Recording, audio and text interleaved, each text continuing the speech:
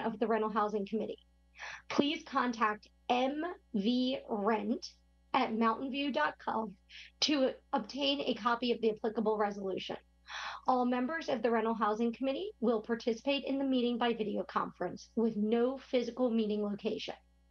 Members of the public wishing to observe the meeting live may do so at mountainview.legistar.com, on YouTube at mountainview.gov/YouTube, and on Comcast Channel 26. As noted on the meeting agenda, members of the public may provide oral public comments during the public comment period for an item by signing up at mountainview.gov/meeting and entering webinar ID 937-7306-8363, or by phone by dialing 669-900-9128 and entering webinar ID 937-7306-8363. Any emails received by 5 p.m. today were forwarded to the Rental Housing Committee. Emails received after 5 p.m. will not be read during the meeting, but will be entered into the record for the meeting. And now I will call the meeting to order at 7:06 p.m. Let us proceed with roll call. And Jessica or Andrea, can you help me with that? Oh, that was good. Sure. Committee member Pardo Dezella isn't present. Committee member Grunwald. Here. Committee member Rosas. Here. Committee member Almond. Here. Vice Chair Ramos.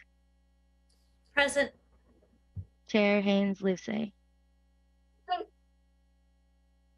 Excellent. We will now move on to agenda item 3, the consent calendar. Now, these items will be approved by one motion unless any member of the committee wishes to remove an item for discussion. The purpose of the consent calendar is for the committee to efficiently and quickly consider routine or administrative business items in one motion. Although committee members may remove items, it is generally not intended for the committee to have a lengthy, substantive discussion on the consent calendar items. Would any member of the committee like to pull an item? Okay, I'm not seeing any hands to pull an item. Okay, so we will invite the members of the public to comment on this item. Would any member of the public on the line like to provide comment on the consent calendar item? If so, please click the raise hand button in Zoom or press *9 on your phone. Staff will display a countdown timer on the screen.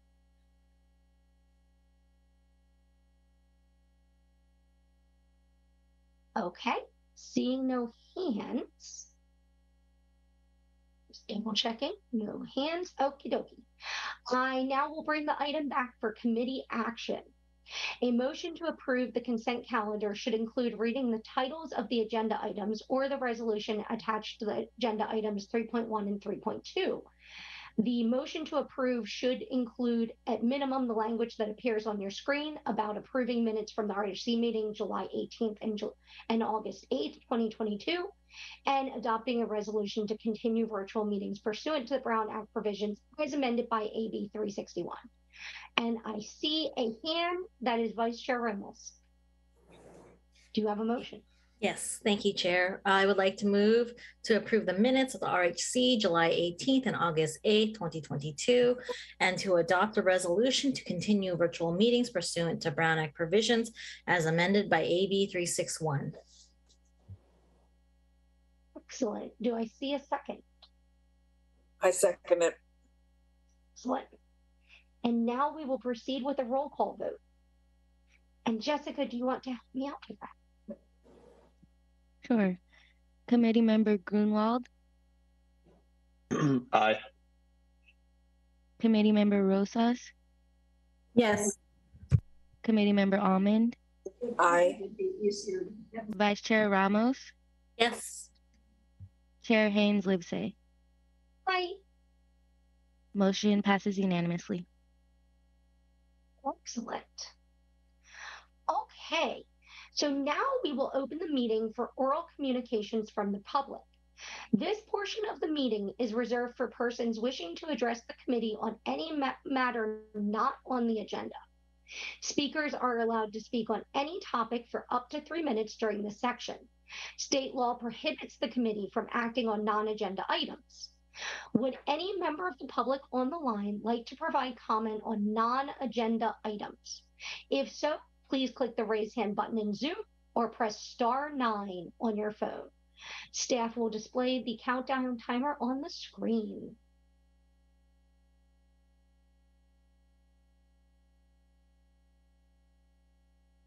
Okay. And I am seeing no hands. Okay. Well, I guess that means we're moving right along then. We will now move to agenda item 7.1, the monthly status reports from June 2022. We will begin with a presentation from staff.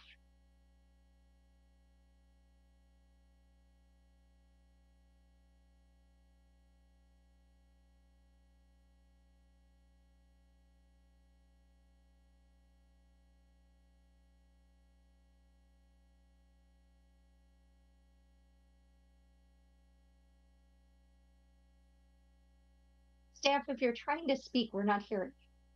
Andrea, are you taking this one?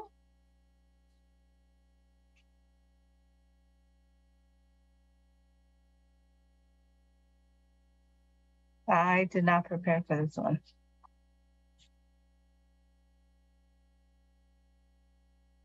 Well, this is where we miss Patricia. Yes. Is this the first page? Yes.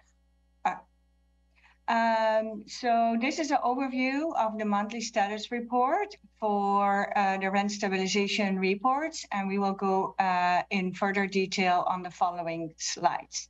This is the end of the fiscal year 2021-22. Next slide, please.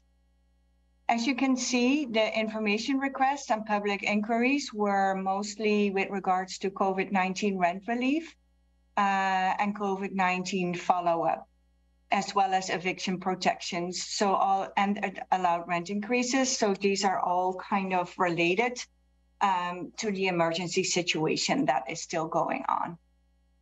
Sorry. And we also provided 2,130 inquiries in bilingual services. In this slide, you can see the workshops and trainings that were offered in the past fiscal year. We held about 442 workshops with 414 attendees and 81 eviction help centers and pop-ups with 1,728 attendees.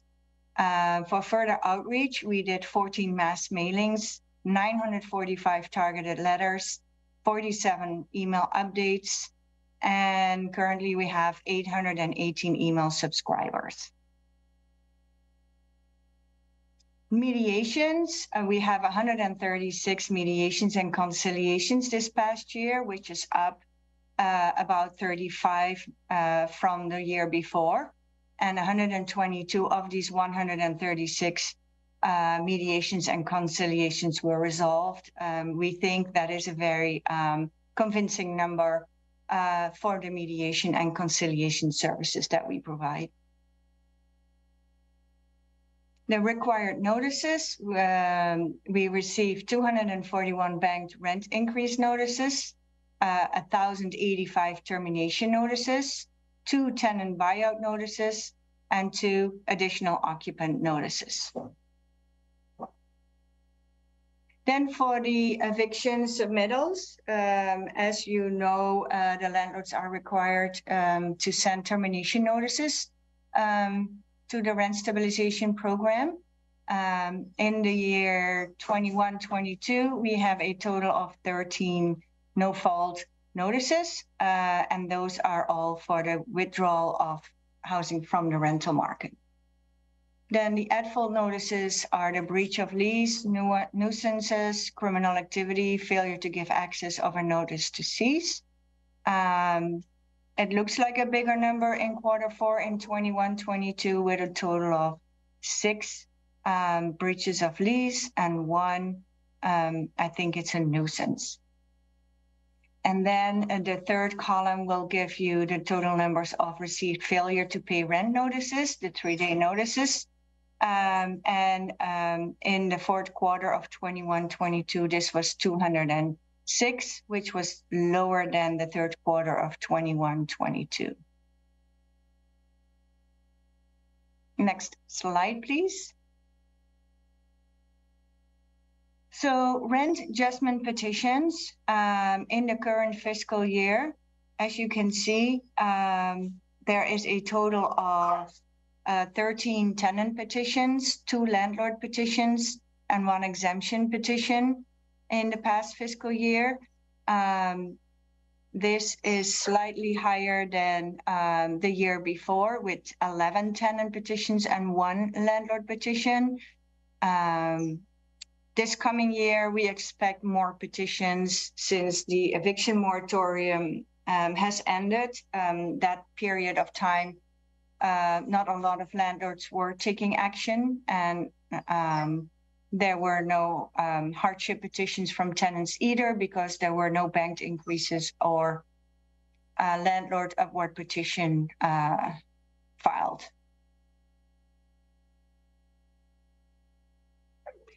This gives an overview of the vacancy rates.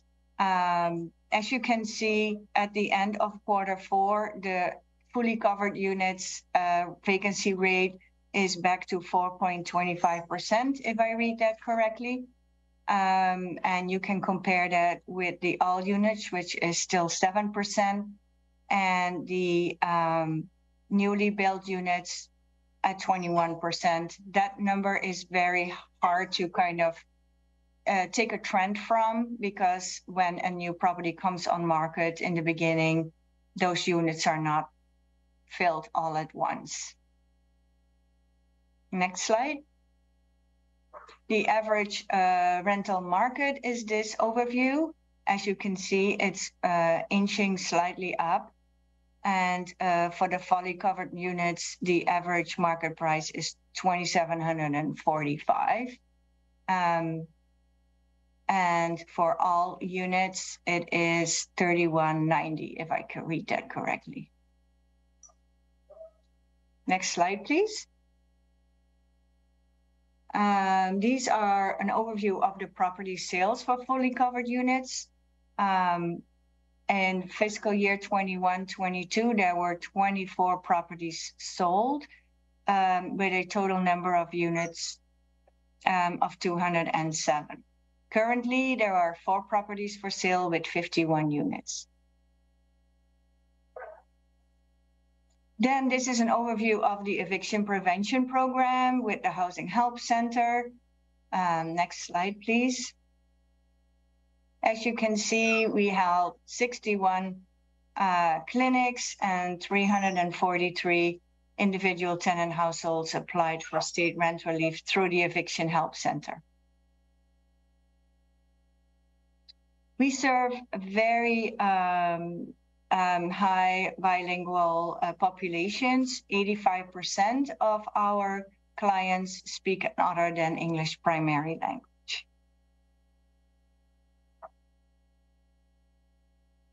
This gives an overview of 87% of inquiries had heard about the services via word to mouth in the community.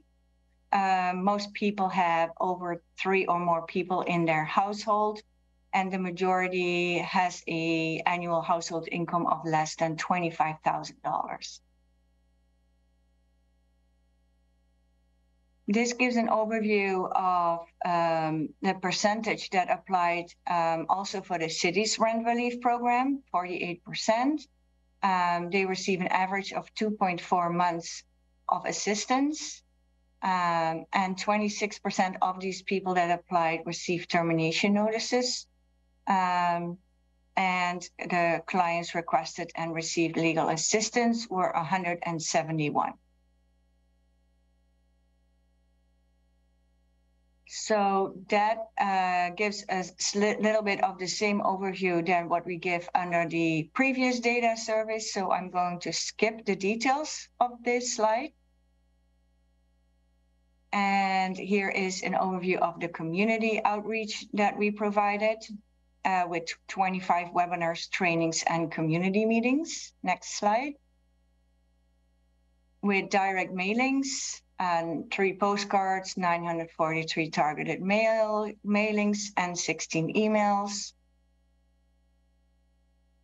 And these are the multilingual, multimodal communications that you can see this overview for. Next slide, please. This we already went over. Next slide, please. And this gives the final data about how many households in Mountain View ultimately received California state rent relief. As you can see, 712 households were served with an average assistance of $11,413. I think this ends this presentation. Any questions? We appreciate you jumping in. Yes. Does anyone have any questions for Anki?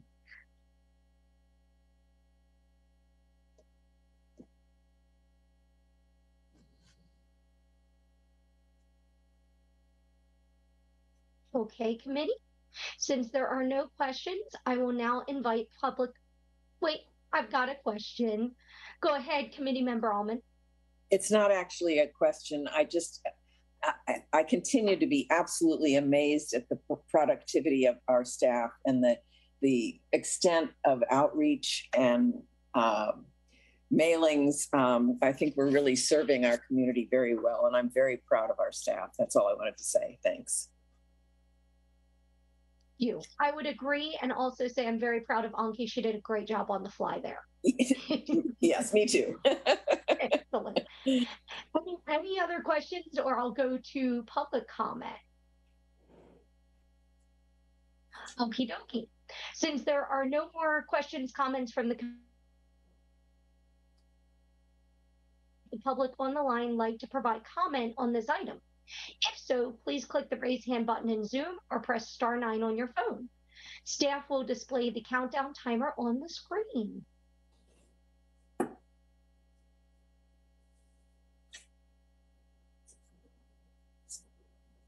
Okay, well, seeing no hands from the public, we will now come back to the committee for any deliberation or feedback that anyone would like to provide. Do I see any other feedback or deliberation? Okie dokie. Well, I think we will close this item out, and we will now move to agenda item 7.2, which is a study session of the CSFRA and MHRSO compliance and enforcement mechanisms. We will begin with a presentation from staff. Yes, thank you, Chair. We can go to the first slide. So the purpose of this is to study and provide direction regarding potential administrative compliance and enforcement policies regarding the CSFRA and MHRSO. If you all remember, this was discussed previously at the March meeting, and this is sort of a follow-up on the direction that the RHC provided at that time with regard to a number of compliance and enforcement mechanisms that were researched and presented by staff at that time. So next slide. Just as some background, both the CSFRA and the MHRSO grant the RHC broad authority to establish rules and regulations for the administration and enforcement of the law, to publicize provisions of the MHRSO and CSFRA, including the rights and responsibilities of landlords and tenants, to establish a schedule of penalties imposed for non-compliance with the CSFRA and the MHRSO, and also to pursue legal action for non-compliance subject to the approval of the City Council. So the CSFRA, MHRSO, and their implementing regulations impose a number of requirements on landlords. We covered these at the March meeting, but some of these are considered substantial. Non-compliance with substantial requirements means a landlord or a mobile home park owner cannot raise rents and or file a petition for upward adjustment of rent. So those include things such as failing to roll back rents to what the rent was in the base year, that the landlord has increased the rent above what is permitted by the CSFRA or the MHRSO, that the landlord has failed to pay the rental housing fees or failed to register the property, the mobile home, or the space with the rent stabilization program, and that the landlord has failed to maintain the property in substantial compliance with habitability laws. And then there are a list of additional requirements imposed by the CSFRA and MHRSO that are not considered substantial, but are required by either the law or the regulations. So in addition to the requirements, the CSFRA and the MHRSO also have a number of built-in enforcement mechanisms. For instance, a landlord or a mobile home landlord or park owner must plead compliance in an eviction case. So if they're seeking to evict a tenant, then in the pleadings of the eviction case, they must say that they are in compliance under penalty of perjury. Additionally, the landlord's non-compliance is actually an affirmative defense in an eviction case. So a tenant can use that as an affirmative defense to eviction. As I mentioned previously, in certain instances, a landlord cannot impose a rent increase or file a petition or receive an upward adjustment of rent. In addition, a tenant may file a downward adjustment of rent petition in certain instances. For instance, when a landlord fails to maintain the property in compliance with health and safety laws, or where there has been a decrease in housing services. Additionally, the tenant may file a civil action in court. The committee or the city attorney may file a civil action in court. Again, that's subject to city council's approval. And the tenant or the committee may seek injunctive relief. And the staff report goes into more detail about which one of these enforcement mechanisms may be used to enforce each of the requirements that I previously outlined. Next slide. So while the built-in enforcement mechanisms are a solid foundation, there are a couple of barriers to their efficient utilization, which is why we are looking at additional administrative compliance and enforcement mechanisms. The first is informational. So tenants lack the information necessary to use these enforcement mechanisms.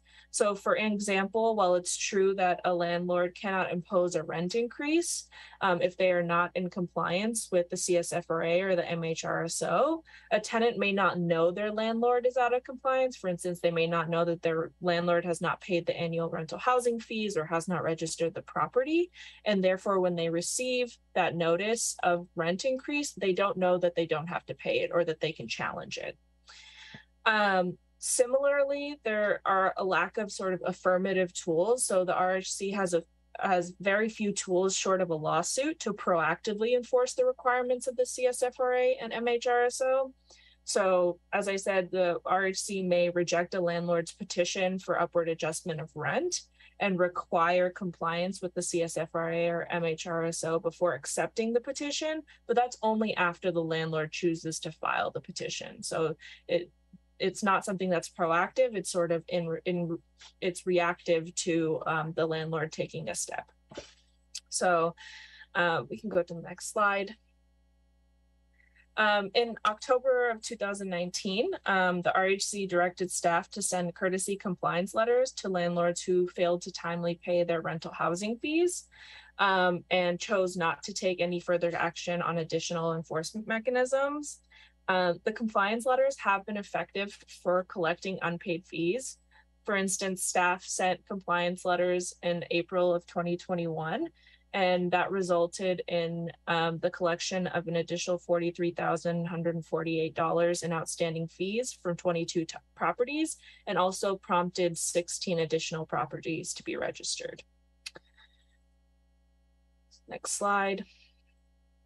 At the March 28th meeting, staff presented 5 potential enforcement mechanisms. And after hearing that, the RHC conducted a straw poll to direct staff to further research the following enforcement mechanisms. So the first option was a non-compliance letter, expanding the use of non-compliance letters to other forms of substantial non-compliance, and including a copy to affected tenants. So the RHC voted 6-0 in favor of further exploring that possibility.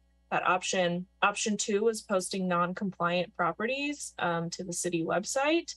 Again, the RHC voted 6-0 in favor of exploring that additionally, or further rather. Option 3 was late fees for failure to pay annual fees or to register the units. That was the third option that the RHC chose to explore further, or directed staff to research further. Option 4 was a tenant petition to withhold rent from non-compliant landlords. The RHC at that time voted 2-4 not to research that option further. And then option 5 was an administrative citation program, which would impose a schedule of penalties on landlords who repeatedly violate the MHRSO, CSFRA, or the regulations. And that was a 3-3, but 3-2 in favor of exploring further without the alternates vote. So in response to this, staff has done some additional research on the 4 options that the Rental Housing Committee voted on moving forward. And so this is sort of intended, this study session is intended to bring back additional information on those 4 enforcement mechanisms and request additional guidance on which ones to move further forward. So next slide. So option 1 was compliance letters, and a sample of the current compliance letters that are sent out to landlords was included as an attachment to the staff report, so that you all can see what it looks like. But staff's recommendation at this time would be to expand the practice of sending non-compliance letters to landlords for all 5 of the substantial compliance requirements. And this is, again, intended and to also send copies of these letters to affected tenants. And these would come with a cover letter explaining the tenant's rights in each of these situations, i.e. that they don't have to pay a rent increase, or that they may file a petition, so on and so forth. And again, this is intended to sort of bridge the informational barrier that currently exists between the enforcement mechanisms that are built into the CSFRA and the MHRSO for tenants, and the lack of information about when they can use those. And I don't know if it would be better to pause after each one and allow the committee to ask questions there, or to run through all 4 of them.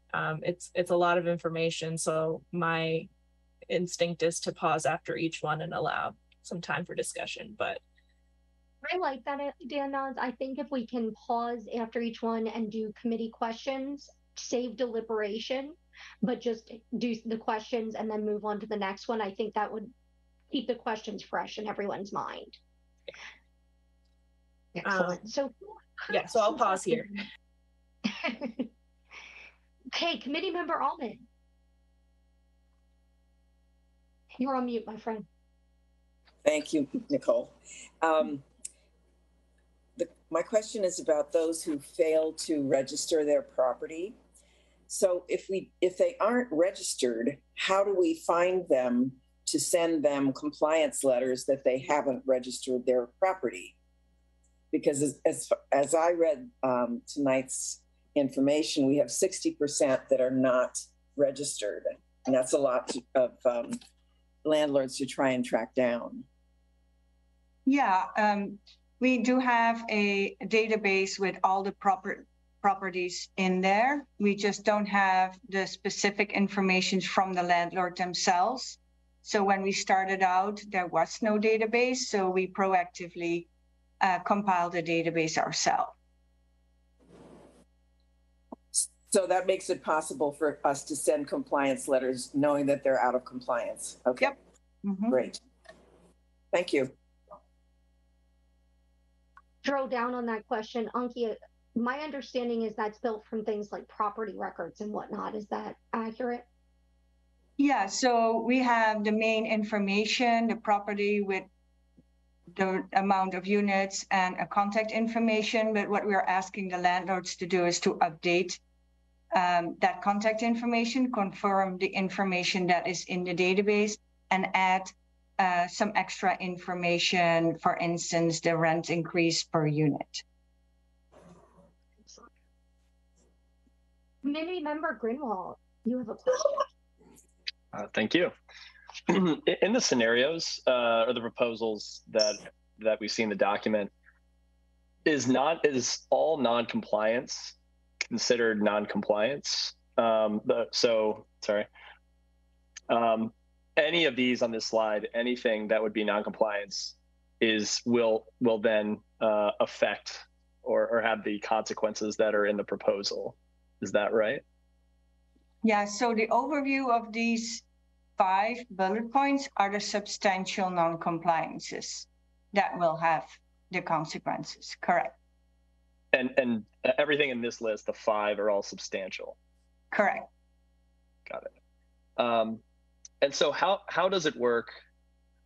Let's say there's an adjustment, a tenant petition for downward rent, and it is found out that, or it's discovered in the process of that petition that the landlord had,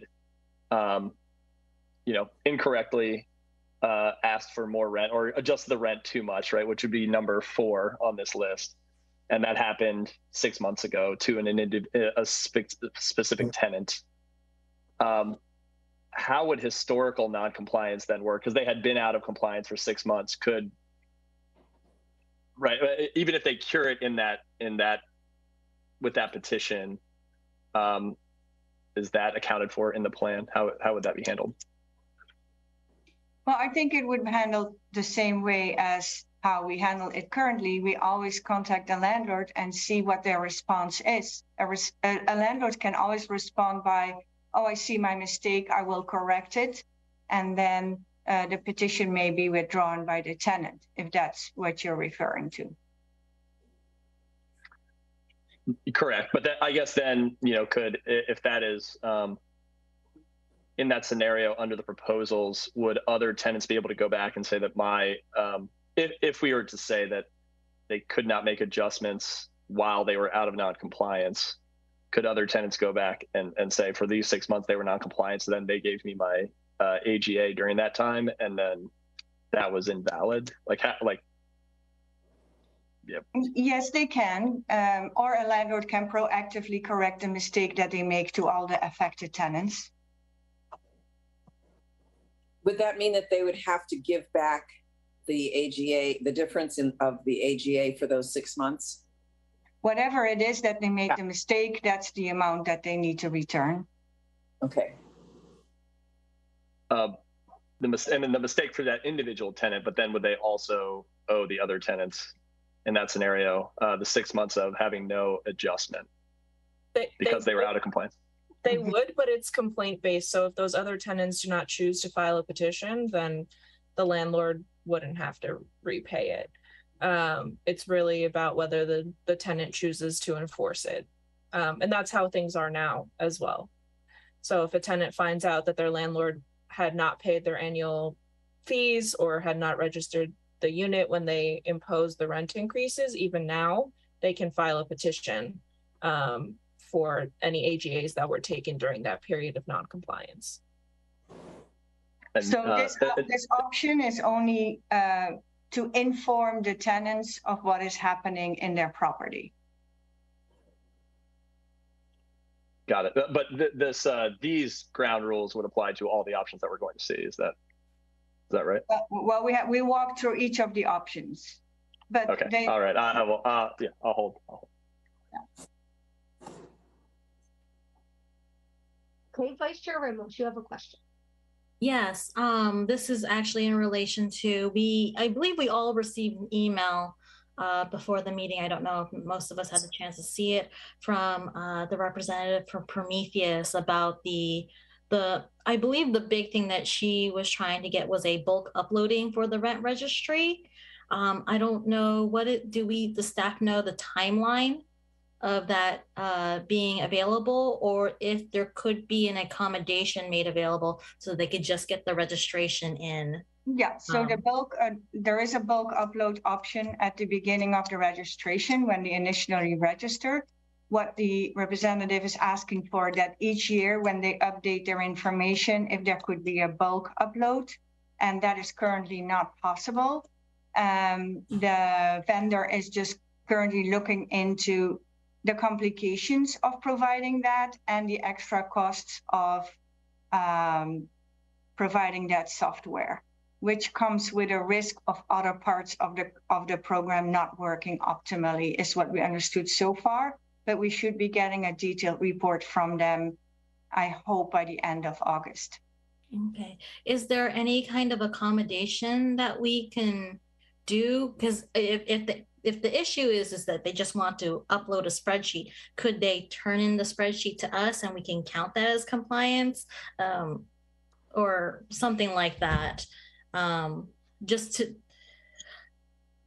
glad that as we're starting to put the compliance consequences essentially on, and we're starting to be more strict about it, we're going to probably start coming out of the woodwork people like things that may actually be barriers versus the willful not wanting to comply. Yeah, so we can definitely do that. That means a lot of more staff time, which we currently have not planned for. And I don't think it's a blockade. It's more of it's more work. I think it can be done, but it's a lot of work on the part of the landlord, is I think what she's referring to. Okay, it's just that when we finally get to hear what barriers or what they believe are barriers to the system, I would love to accommodate that as best as we can, because we usually don't hear about the barriers until we really start putting the compliance mechanisms in. Mm-hmm. And I want that to it's like a cupcake versus stick kind of carrot and stick mechanism. So if they do give us that feedback, I do want to be responsive to it. And we will respond as soon as we have a detailed answer from the vendor.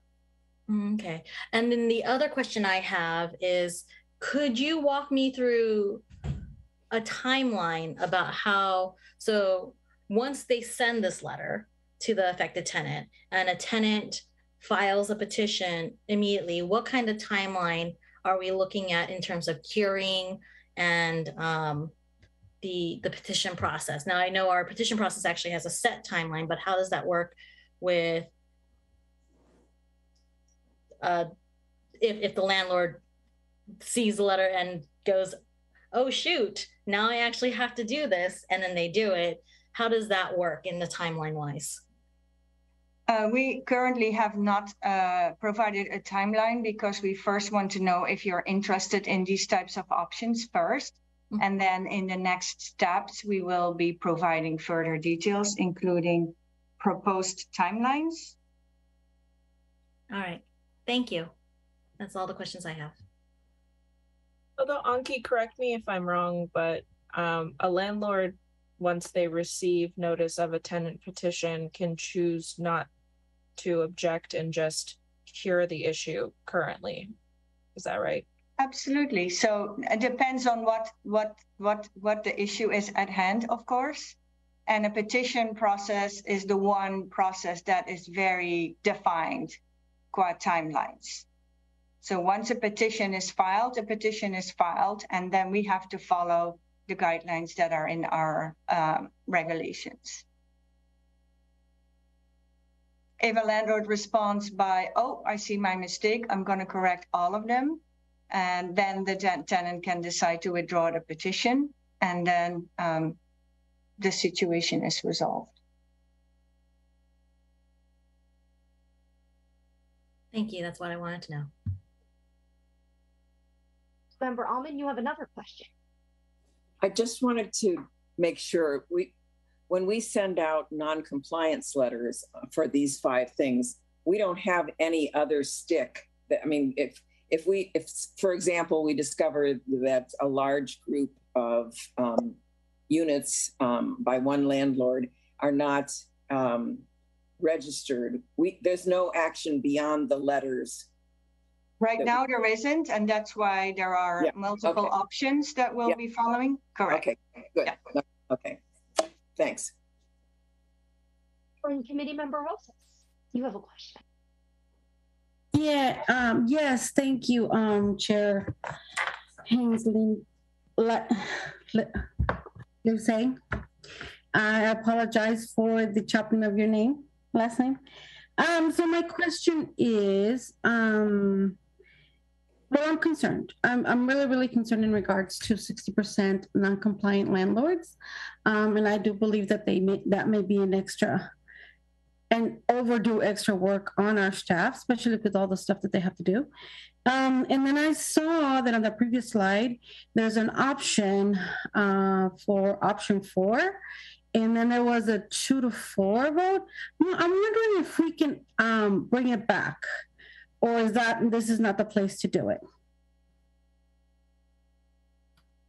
I think that would be something we would discuss in deliberation if we sort of want to reintroduce an idea.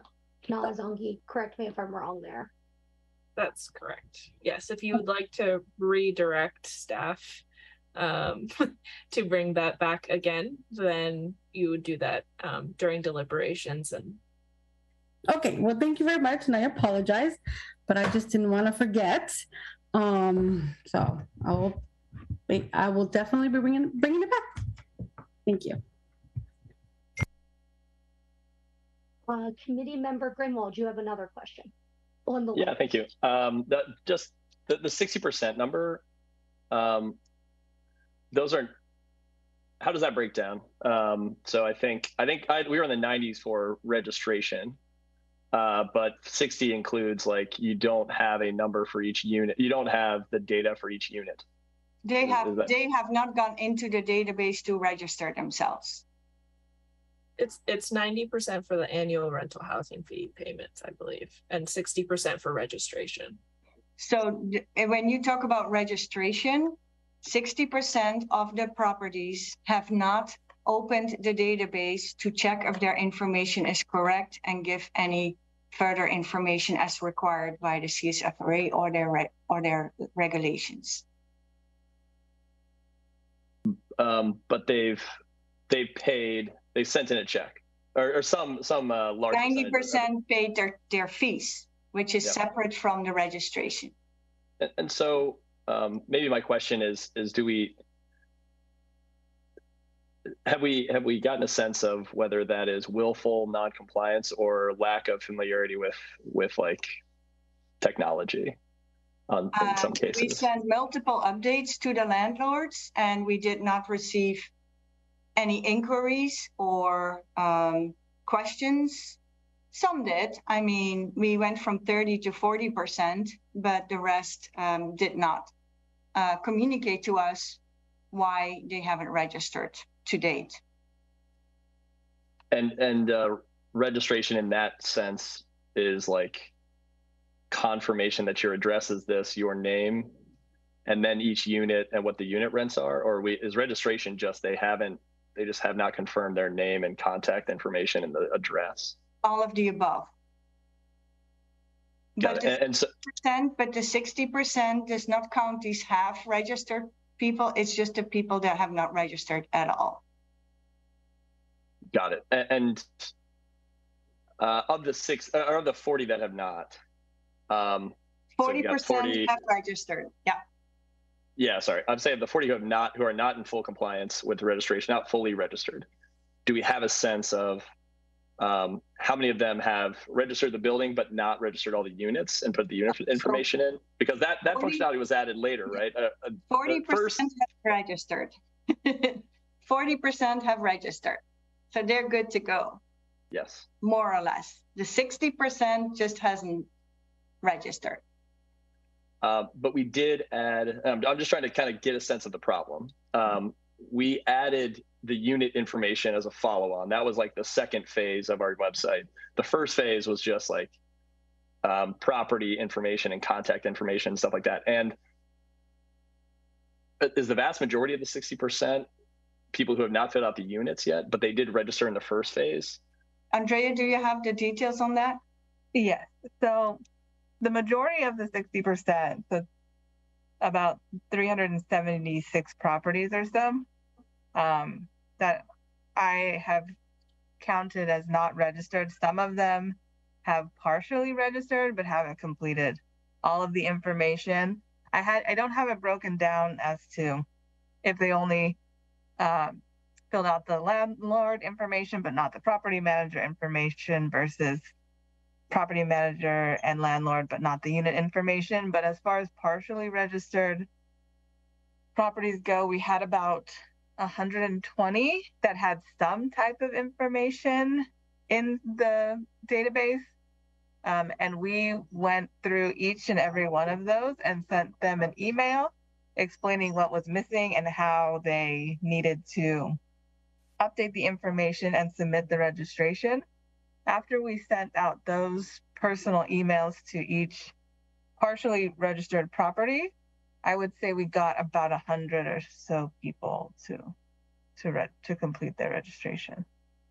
And what's our base of total properties? So what's the total number of properties under that are fully covered? We have about 600 or so. Okay, got it. All right, thank you. Okay, I have a few questions too. If we did do the proposed non-compliance letters, would it be very costly or very difficult to add ideally 2 QR codes, one that goes to pay here, one that goes to register here, to those non-compliance letters to try and make it a point and shoot exercise? Yeah, we can definitely do that. Yes, they are free to make. They're free, so it's very easy. Excellent. And in terms of the proposed letters, and maybe this isn't fleshed out yet, so let's say I own a property that has 150 units in it, and for whatever reason, I got 95 of them registered fully, but then for some reason I didn't get the rest done. Would the CC to the tenant be just on the units that didn't get fully done, or would it be on a property level? I would recommend we do that to the affected tenants. Okay, so it wouldn't be a massive blast where folks who perhaps were not actually impacted would go, oh, my landlord shouldn't have taken the AGA, I'm going to file a petition, and then we have to immediately say, oh, actually, you were not involved. It was unit 3273 over there, not you. Yep. Excellent. Okay. And then also final question, on the letters as currently drafted, there's some data that I would consider somewhat business confidential around the PINs and the other login instructions. That would not be sent to the impacted tenants. It would only be the first cover page. So it would be the very boilerplate. You haven't taken care of what is needed, and perhaps we would indicate maybe on there what they had failed to do. And then the tenant wouldn't have any ability to like go into the database as the landlord or anything because they Absolutely wouldn't. not. No. Excellent, excellent. I guess one final question is, would it be an expensive undertaking if we hypothetically did the notice to the landlord and then 30 days later, if not cured, did the notice to the impacted tenants rather than running them together? That's an option. Mm-hmm. Okay. Excellent. Those are all my questions. I think what we're going to do is we're going to hold the public comment questions and comments to the end and get through committee questions and the presentation first. So I'm going to turn it back over to Nuts for option 2. Thanks. So we can go to the next slide. So the second option was a website listing. This is very similar to the letters, but it's sort of just putting everything in one database that's publicly available. So again, this is intended to help address the informational gap. You know, if a tenant doesn't get the letter, or, you know, it's just been maybe a while and they want to know, did my landlord end up complying with these requirements? This is a way that they would be able to check. So the registration database vendor has confirmed that the online portal can be updated to create a public search box. And if we can go to the next slide. So this is the current front page of the registration database, where you can either log in as a landlord or a tenant. And so essentially it would take this page and add a public search bar. And that would allow people to look up by address. And then going to the next page, or next slide. Oh, did I not put the second photo in here? I guess I did not, but it is in the staff report. But essentially right now, it the page, you know, when a landlord logs in, it shows them their property, the number of units, the year that it was built, whether it's, I believe, whether it's fully or partially covered. Andrea, feel free to step in if I'm saying any of this incorrectly. It's not currently there, but it's something that the database has, so we could add whatever information we want to the search box. Okay, thanks for that clarification. And so this, you know, essentially you would type this in like you would in a Google Maps. It's going to pop up that property, and we are able to customize the informational fields. So I've listed out here some of the potential or proposed fields for public access, including the number of units, the year built, partially or fully covered, property registration, whether the property registration has been completed. This is all information that's already in the registration database, so it could easily be populated over into a public database. For these last three, whether the annual rental housing fees have been paid, whether there are code violations, outstanding code violations, or whether there are any outstanding orders from the rental housing committee or hearing officer, this is information that staff would have to manually update and input, but it is a field that could be created. Just bear in mind that if we want to include these in the public database, then it will lead to greater staff time being devoted to inputting that data. And I believe those are all the slides on the second option, so feel free to ask questions. Vice Chair Ramos, you have a question. How confident is staff on how quickly they can update it? 1, when the violation occurs, 2, when the violation has been cured? Like days, weeks, months?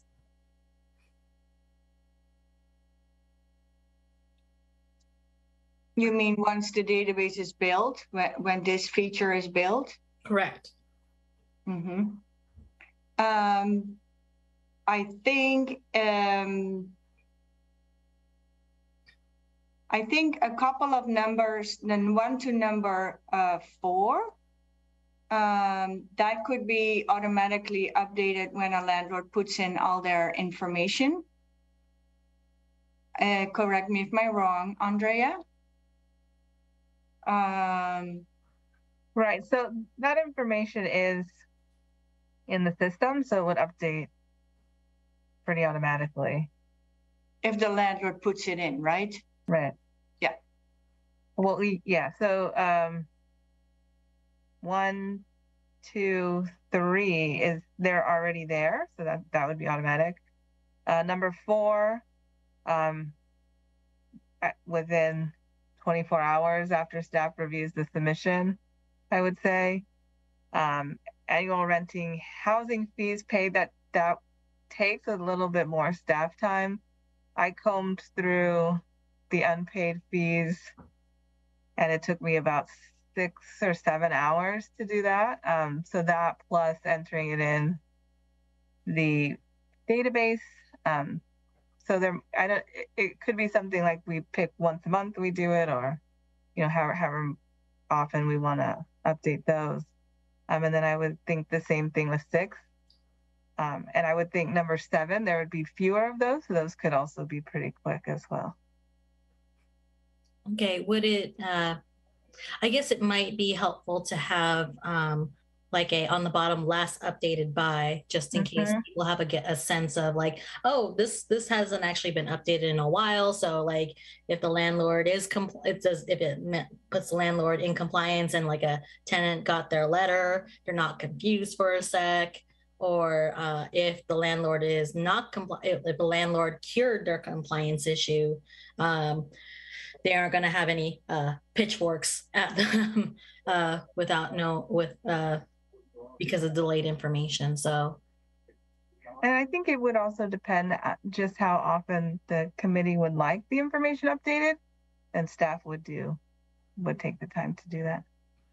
Yeah, I think that certainly there would also have to be some sort of disclaimer about the accuracy of the information, especially when it comes to like code violations. That's something that we're relying on a different department in the city to send over information about, and they might not always have that, or might not update it as quickly. So definitely, having that disclaimer there and informing tenants to reach out to staff or the program to double check the information is going to be important. Thank you. That's all the questions I have. Committee member Rose. I'm sorry, I just realized that Vice Chair Ramos just answered my question. Very good. Or staff answered. Committee member Grimwald, do you have a question? Yes, for property registration complete, how would that be a rolling basis that the badge then, it says complete, but then does that badge go away if we sense that fields are not being updated according to our rules, right? Like currently our rules, sorry, maybe this question for Anki. Our rules are that it needs to be updated within 30 days of any change of unit. Is that right? That's correct. And so for someone for a building to stay in compliance, or a property to stay in compliance, how would we know that, is this registration complete just the first time and then that badge stays there, or is it somehow evaluated over time? Every year, their landlords need to re-register their property or update their registry.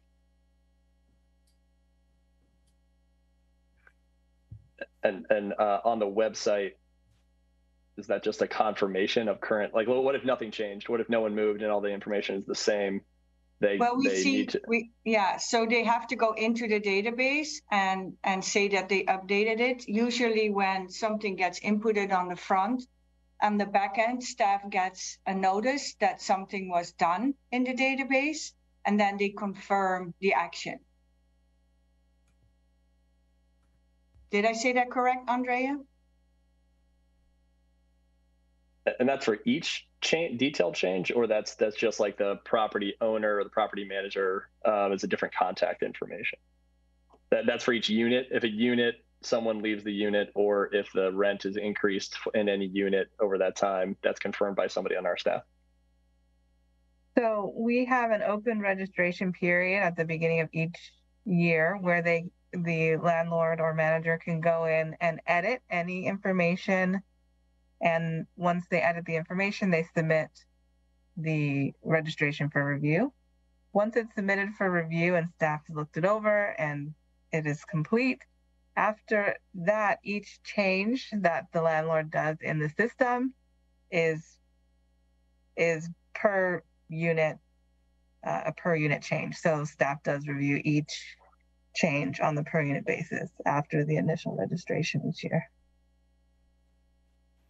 Got it. Okay. We may just want to make it clear too. So if you have a 3-unit building and nothing changes, you didn't raise the rent, and no one left.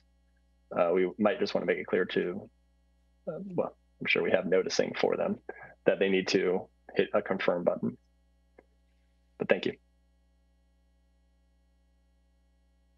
Rosa, you came back to me. Yeah, I did, because I thought maybe this question is a little, well, based on what I'm hearing now, a question came up. So I wanted to find out, do we do trainings for the landlords in regards to this matter and how to do this? And if we do, how often? Yes, we have webinar trainings on a regular basis, and the PowerPoint of those trainings are available on our website. And Andrea also made a very extensive guideline that takes you step through this registration of the database. Do you know the following dates that are being planned, Andrea? I don't have current dates, but I will say when we have the registration open, we start in December with our webinars. And then in January, we do about the first 3 months, January, February, March, we do 2 a month. And then we taper off into once a month until about the halfway point of the year. And we sort of help people as needed in office hours and do one-on-one support. And then we'll pick back up again at the end of this year when the registration is open again.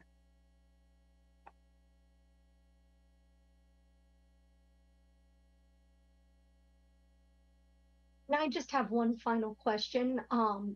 Since my vice chair was kind enough to bring up, there's some enhancements to the database that we have heard from our population that uses it most, our landlords, may be desirable for some property management needs. If and when we go to the vendor for potential cost analyses on this, if we do move in that direction, understanding we haven't yet, would it be possible to see both brought back to us, the cost of doing the bulk upload tool for regular and the cost of doing adding the search bar and whatnot, just to make sure that if we're only able to spend on one, perhaps we, figure out what's a day 1 versus a day 2 priority there?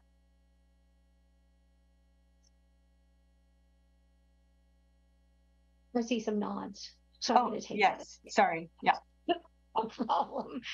Okay, I think if we don't have any other questions from the committee, I'll go back to Nas for option 3. Yes, thank you. Next slide. Oh, there's the picture. Well, now you can see what it currently looks like. We can go to the next slide. All right. So the third option was the imposition of late fees for the failure to pay annual rental fee. The annual rental housing fees are for the failure to register with the program. Currently, the Rental Housing Committee imposes a 1% per month late fee for failure to pay annual rental housing fees. I believe this starts 30 days after the initial payment is due. And there's no late fee for failure to register with the program. So next slide. So this is just to give a sense of what the fees look like for other rent control jurisdictions in the state.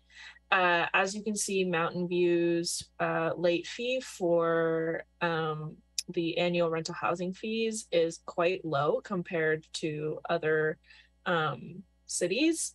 And so, you know, that's just something to consider. And the committee had previously talked about wanting to maybe increase that fee, increase the maximum potential fee. And so that's just something for deliberations, you know, what is the right percentage to land on. As far as the late registration penalty, not all of these jurisdictions, so the ones that say NA not applicable, are jurisdictions that do not require registration, whereas the other ones are ones that do require registration. Out of those, West Hollywood and Mountain View are the only two that do not have late fees for the failure to register. In some instances, for instance, with San Jose and I believe Alameda, that falls under their administrative citation program. It's not actually a late fee. It's a citation that's received per unit that it's failed to register. But with Inglewood and East Palo Alto, those are late fees that are imposed on the failure to register a unit, and they're charged on a per unit basis. So really, you know, this is a pretty straightforward option, the decision of whether to increase the late fee for the failure to pay rental housing fees, and whether to impose a late fee for registration. You know, the timelines for that, when those would kick in, that is fully up to the committee. We're not proposing a standard. That's really for you all to decide if you do choose to take this course of action. So that is all on option 3, I believe. Vice Chair Ramos, do you have a question? Yeah, where would the money go for late fees? So we have our requirements that our rental housing committee has to be essentially self-sufficient, like its own little ecosystem that comes from the fees, comes from the fees that we leverage on landlords. But then these late fees, they're kind of like a bonus. So these late fees, can we do more with them than we could with just our normal budget? No, they go into the same budget. They go into the same pool of money. And at the end of the year, you decide each year what you're going to budget for next year, what is left over from last year, which we always transfer to the new year.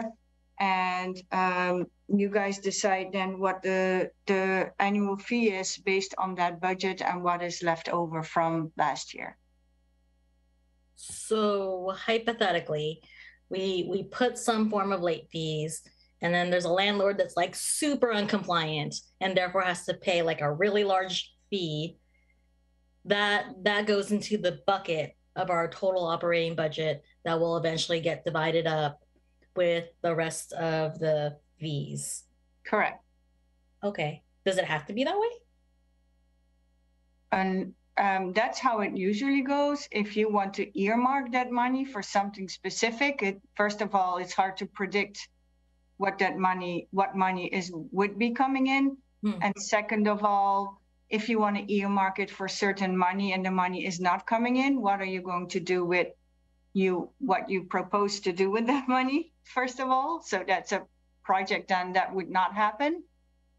Or, I mean, it's highly unpredictable money. Let's put it that way. So not sure what you had in mind. Well, because the reverse of it is if it's a highly unpredictable fund of money, that it could affect what the fees are overall, as that could roller coaster our fees as well if it's a big enough amount. Yeah, for the next year. So you set the budget in June of each year for the following fiscal year, taking into account what is left over from that fiscal year. And on the basis of that, you determine the fees. So if then in the coming fiscal year, you receive a big amount of fees, then you might have a bigger leftover than you would have in previous years, which you then can allocate in any way, shape, or form that you wish in the next year's budget deliberations. So it's like a little delay. First the funds come in, and then you can decide what you want to do with that. All right, thank you. Committee Member Greenwald? Sure, thanks. In the column, first, I think San Francisco just recently implemented a registry, and I don't see them on the list. Do we know?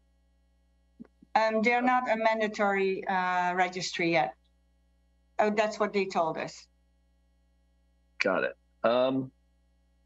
And so how does, and then there are some here who have registration, the column registration requires registration, yes or no?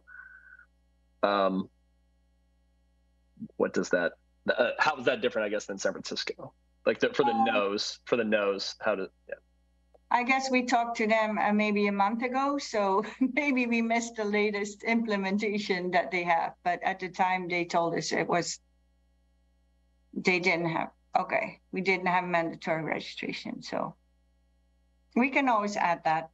Yeah, sorry, I was just wondering where. I think it is recently implemented, so I think that it just became mandatory in July, I think, for buildings that are over 10 units. Okay.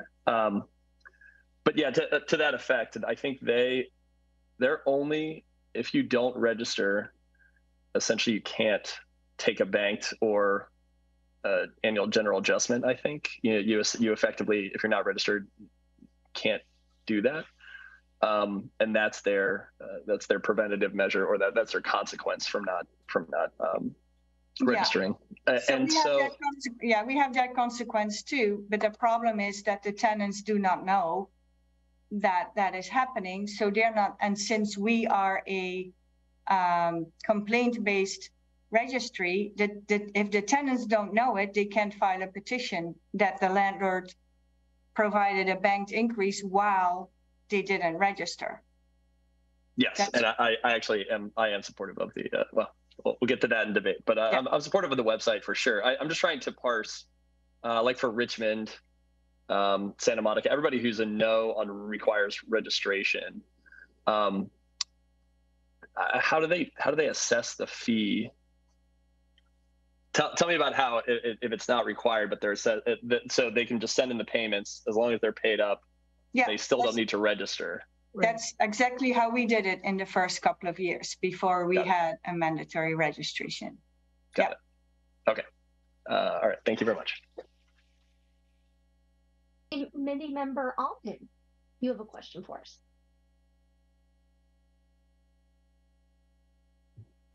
You're muted. Okay. Thanks. So we've got a list of what the other cities are doing, but we don't have any recommendation from staff as to what the preferences might be for our jurisdiction. Am I right? So we would have, right. It's up to us to parse this out and figure it out.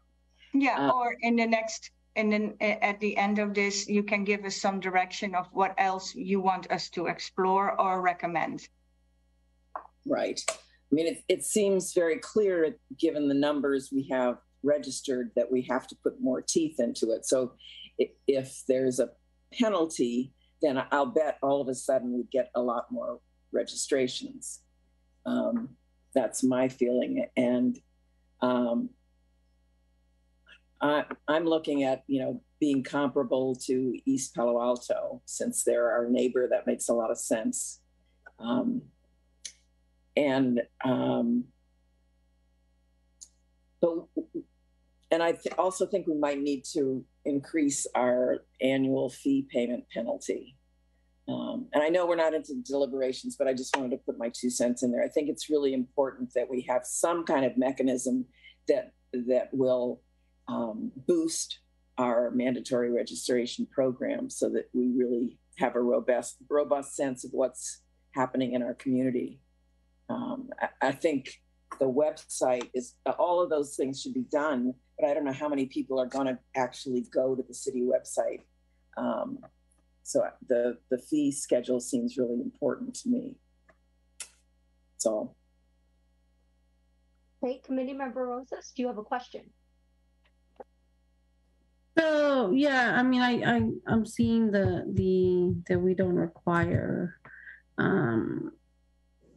late registration penalty, which never mind.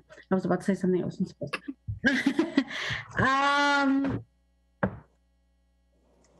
But I was wondering, is there any limitations that we can put on, like, for example, because I think, never mind, limitations in terms of like, well, I guess my question is this.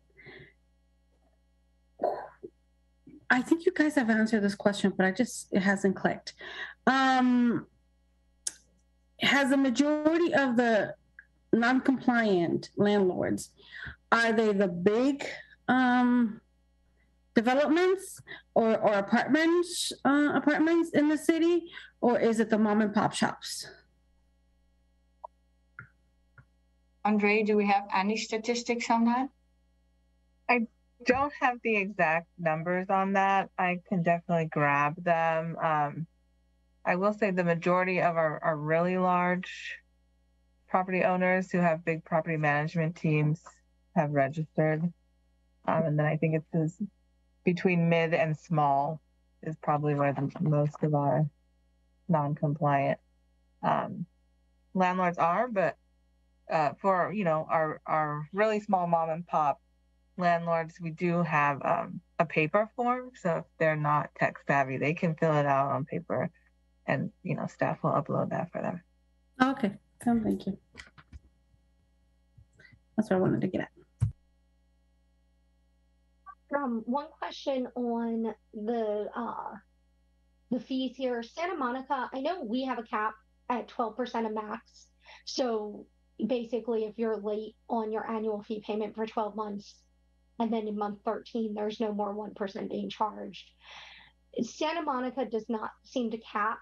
And has that been successful? Like, there's not been issues with that, if you're 7 years late, you're going to pay that 4% per month over month for 7 years. The director actually let us know that there is no cap, and actually the 4% was challenged in court, and the outcome was that this was considered a reasonable fee. And it's compounding, right? It's a monthly compounding 4%, or is it a simple 4%? Do we know? I can ask that question. Awesome. Thank you. Okay, Naz, we'll let you take it back. For option 5, we're calling it, but 4, I think. Yes. Yes. And now that, option 4 might be coming back into the mix, we will definitely stick with calling it option 5. So option 5 is the administrative citation system. There was an indication that this is unlikely to take action on this at this time at the last meeting. Nonetheless, we figured we would come back with some additional information just so you all have a full picture of what these options look like. So an administrative citation system would, one, allow for proactive enforcement of any of the requirements of the Csfra or the Mhrso. And as I'm saying this, it really is something that can be applied to any of the requirements, not just the substantial compliance requirements. In addition, it would impose, or essentially it works by imposing an increasing schedule of penalties for uncured violations. As a requirement for an administrative citation program, before imposing a penalty, you must give notice to the violating party. You must provide an opportunity to cure, as well as an opportunity to be heard before a neutral body. So either a hearing officer in the rent stabilization program or some sort of other administrative hearing officer. So an example is Oakland. We can, I think, go to the next slide. So Oakland's a system, they use this for a number. Theirs is rent stabilization specific. So it's actually housed within their rent stabilization program, which is different from the other two that I will talk about.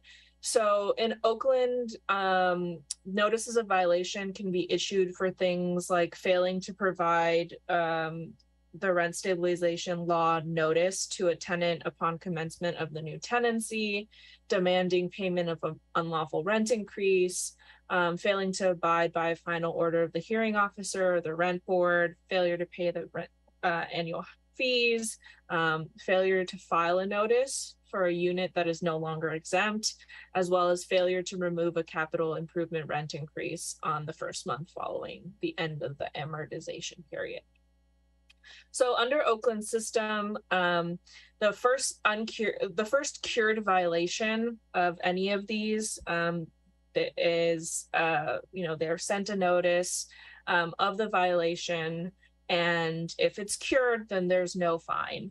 A first uncured violation, so if the landlord receives a notice of one of these violations and does not cure within the time allowed to cure, then they would be charged $100 for that. It would be an administrative citation.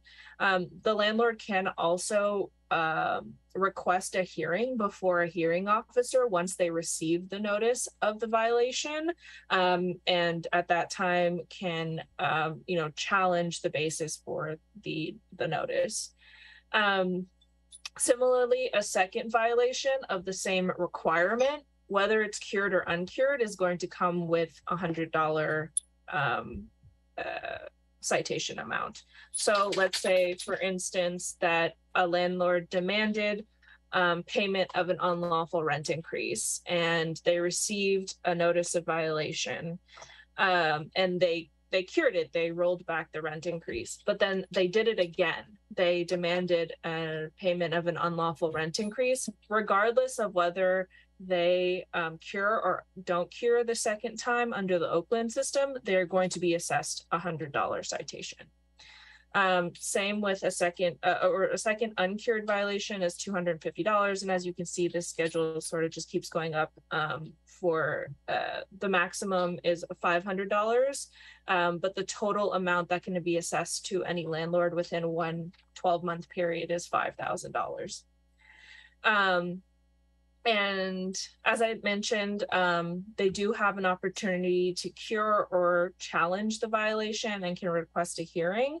At the hearing, the city has the burden of proving the violation, but a landlord has an opportunity to present any evidence against the violation, and any determination by the hearing officer is appealable to the rent board, and then, the rent board's decision is then appealable to via writ. So next slide. So the second city that has an administrative citation system for housing related violations is West Hollywood. So as I mentioned, West Hollywood system is not specific to their rent stabilization program and is also not housed in their rent stabilization program. It is a citywide program. But nonetheless, because it is actually a requirement, a landlord who does receive a notice of violation or a citation for any of these violations that are housing related can request an administrative hearing, and the decision of the administrative hearing officer is appealable directly to the Superior Court. And so as you'll see on here, they have some violations like not having an on-site manager for properties that are 16 or more units. That is not necessarily related to their rent stabilization law. That's a state law requirement. Nonetheless, if they don't do it, then they can be cited for it. And their citation amounts are a little bit higher than Oakland's citation amounts. Next slide. So San Jose, and we actually attached the the update to their ordinance that was passed in 2019 that highlights all of the violations that falls under their administrative citation program. But similarly to West Hollywood, San Jose's program is not housed in their rental housing program. It is a citywide program, and the citation amounts are quite high. They range from $500 to $10,000. Again, someone can request a hearing before an administrative hearing officer in order to challenge a notice or a citation. So that is sort of it for the administrative citations. I know this is complicated and there's a range of how you can approach a citation system.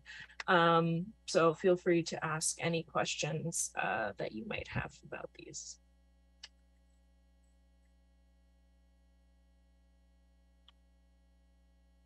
I do have a question on this. For the programs that are utilizing the administrative citations, are these also complaint-based systems like ours? Because this seems less complaint-based and more proactive enforcement to me. It's my understanding that it's a little bit of both. So some of these are going to be, complaint-based. For instance, if you're looking at the examples that I pulled from the San Jose one, which is not at all close to a comprehensive list, but an attempt to waive tenants' rights, that's going to be something that's in a lease, right? It's going to be a landlord attempting to waive the tenant's rights in a provision of the lease. And so that's going to be a complaint based. The program probably, or the city is not going to know about that unless the tenant comes forward and says, hey, they tried to do this. But, failure to register units, it's proactive. That's something that the city is going to know about and is going to be able to go after proactively. So it really allows for both situations. Question.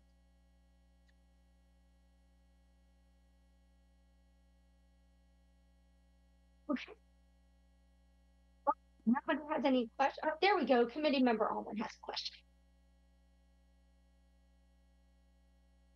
You're on mute. Thank you. I'm losing it tonight. So those cities that have administrative citations don't have penalties. Am I right? There are two different ways of going at it, right? Not necessarily.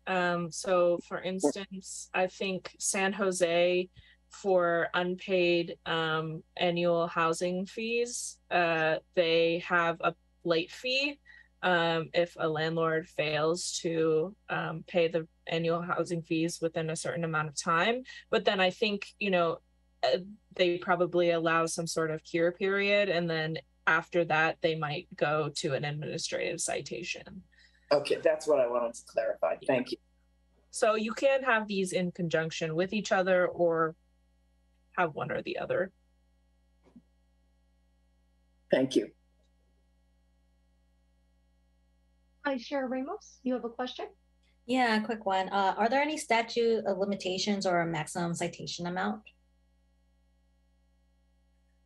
So there is, for charter cities, the maximum citation amount is what is in the charter. I don't have that exact number, although I did cite to the sections in the Mountain View Charter where it specifies the maximum penalties.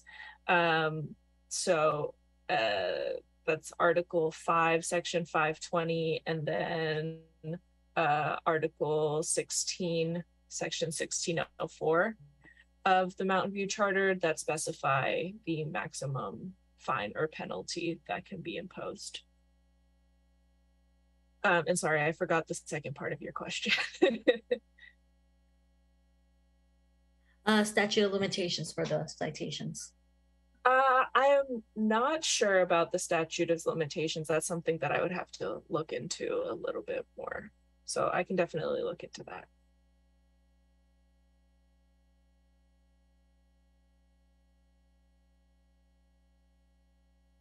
Other questions on option 5? Okay, do we have more presentation notes, or should I go to public comments now before we bring it back to the committee? So I just have one more slide, which is the direction that staff is asking for tonight. So we're requesting guidance on these 3 questions. Are there any compliance and enforcement mechanisms that the RHC would like to move forward with immediately? If so, which ones? Are there any compliance and enforcement mechanisms that the RHC would like staff to move forward to stakeholder input, so stakeholder meetings? If so, which ones? And then are there any compliance and enforcement mechanisms that the RHC would like to table for the time being, and just indicate which ones? So this is the guidance that we are asking for tonight. Thank you. Well, since we did questions in real time during the presentation, I'm now going to invite public comment. Would any member of the public on the line like to provide comment on this item? If so, please click the raise hand button in Zoom or press *9 on your phone. Staff will display a countdown timer on the screen. And I do see some hands. Okay, can we advance Stephen to a speaker role? Thank you very much. Can you hear me? Yes. Okay, one of the problems that I've been noticing in my particular situation has been that the property has lost 45% of the building property value in the last 2 years. And my understanding about the section of the CSFRA, this could be defined as a reduction in services by default. And so one of the things that this database must do is it must track the property taxes. And thus, in that situation, it could then do an automated, prorated rent reduction order, because of the fact that if a property has reduced in value to such a degree, that cannot be any fault of the tenant. It's only a situation of the property is either not being maintained, or somehow, some way, some other malfeasance regarding mortgage fraud might have taken place. In any event, again, the situation is that, as the definition of the CSFRA does say, reduction of services, this would clearly be a registered reduction of services, especially if it is being reported under the Santa Clara County property tax system, which in this case I've been able to document. And so I'm saying that, yes, this should be a proactive system, and it should actually require that a history of property taxes be a part of the system, so that the system can then issue orders for, in effect, automatically issuing any potential rent reductions if it can be determined that the property has lost such a significant amount of value. In this case, again, 45% in just 2 years. That clearly must mean that something has not been properly maintained, because technically speaking, you would think that as long as it's being properly maintained, there should be no technical reason to reduce the property value for tax purposes. So in any case, all I'm asking for at this point is that that information be a part of the database, and also make that into an automated auditing system, so that all tenants in this can get an automatic rent reduction upon the registration of that information. And if it clears a certain threshold, in this case, anything above 10% of a property tax reduction should be a red flag. Thank you very much for taking your time to listen to me. Thank you, Stephen. And next we'll go over to Tim, if we can move Tim into the speaker line.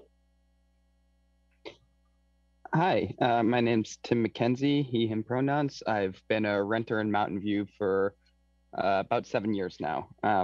I just speaking from a renter's viewpoint, if you're, well, one, I'll say yes, and I like to hear that these different carrots or sticks, as have been mentioned, can be implemented together. So that's good to see. Also, I'll just say from a renter side, if you can send the information to the landlord, I'd also love to see send the information to the renters and allow renters to opt in to paying rent into an escrow account that will be held until the landlords come into compliance. And if like 60% of people not registering seems pretty egregious. A little bit more teeth of withholding rent in escrow until they've moved into compliance, fixed their violations would be great. And if, say, after a year they haven't registered, then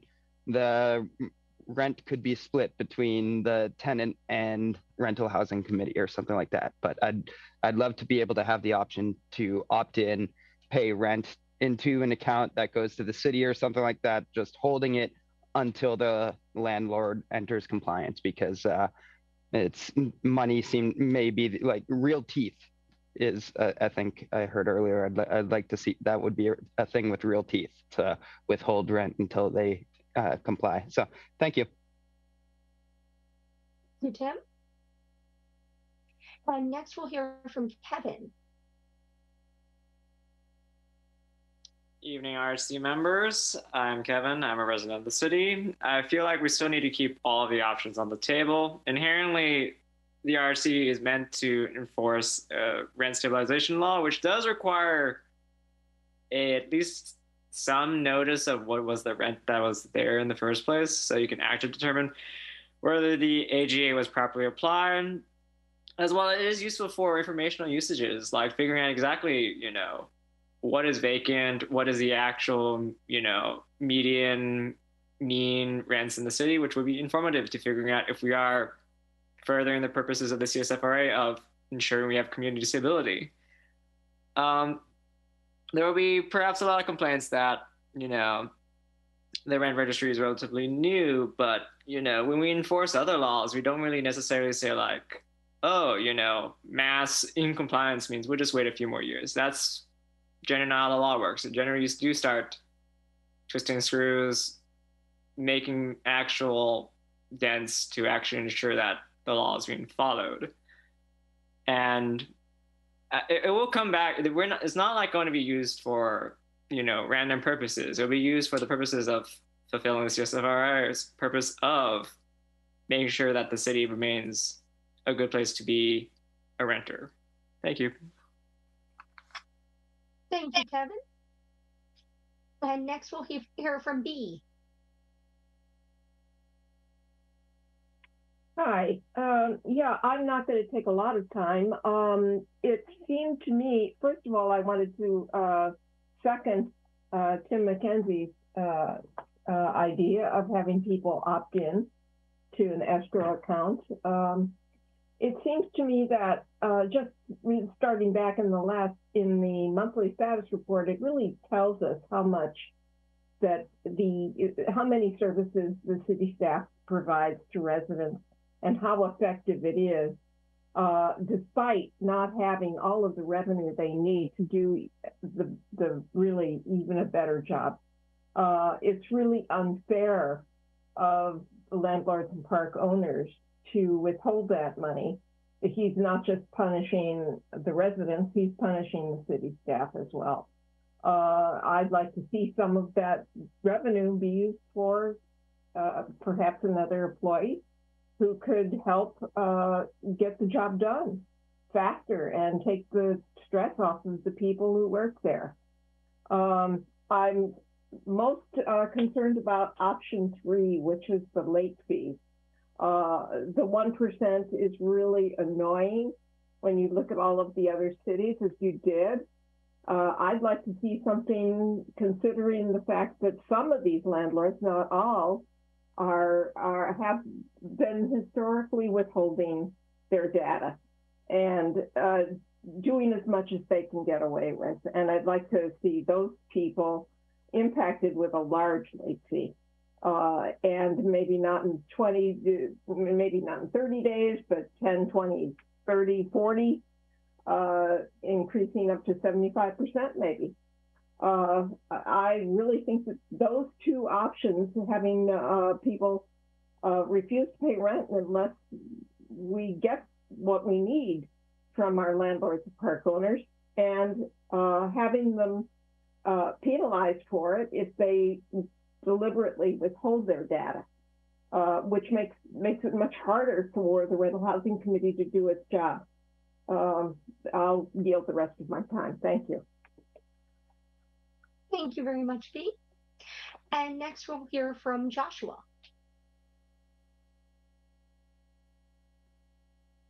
All right, good evening, Chair, members of the committee. Joshua Howard with the California Apartment Association. I want to step back for a minute, and I think it's important for the RHC to ask the question, what is the problem that we're aiming to solve? And where is the true data to show that we have a huge problem with compliance? Because in the staff presentation, the staff report, it talks about how sending out notices brought more properties into compliance, brought in $43,000 in additional revenue. If there are challenges with owners not registering or not complying as the way you've defined compliance, I think the second question in the council, the RHC questions tonight, really is the one to address. To bring the stakeholders together like you did with the item on base rent and concessions over the past couple of months, where you brought the stakeholders together, heard concerns, heard about the operational challenges, the logistics, and what were some ways to move the item forward. I think that would really be the right approach on this item tonight, would be to bring the stakeholders together to find out what are those barriers, like you heard about in the communication, it sounds like from one large owner in Mountain View, what are other barriers that are preventing mass compliance before going about creating a really robust enforcement mechanism that you could be developing based on some of the options tonight. What I also want to call to your attention is I recently took the liberty to watch the City Council meeting of July 14th, 2016, when Juliet Brody, the author of the CSFRA, and Joan McDonald, one of the proponents, explained Measure V to the City Council. And at the timestamp of 42 minutes and 30 seconds, the proponents and authors of the CSFRA said there would not be an intrusive enforcement mechanism. There would be no annual registrations. It would all be complaint-based. They again emphasized it would be a light ordinance. There would be no bureau of annual registrations or organized government officials examining landlords' records, landlords' leases, landlords' agreements, and what was going on. It would be 100% complaint-based. What you are doing tonight is going down a path that completely contradicts the way this measure and its enforcement was explained to the voters on the record by its proponents and author. So I would encourage you to step back, bring the stakeholders together, and have those collaborative discussions, which, as all of you commented last month, really was a good outcome from your perspective on the base rent item, because you brought the stakeholders together, heard their concerns, and heard ways to move forward. So I would encourage you to, again, work in that vein on this issue. Thank you very much. Thank you, Joshua. And next we'll hear from Alexander.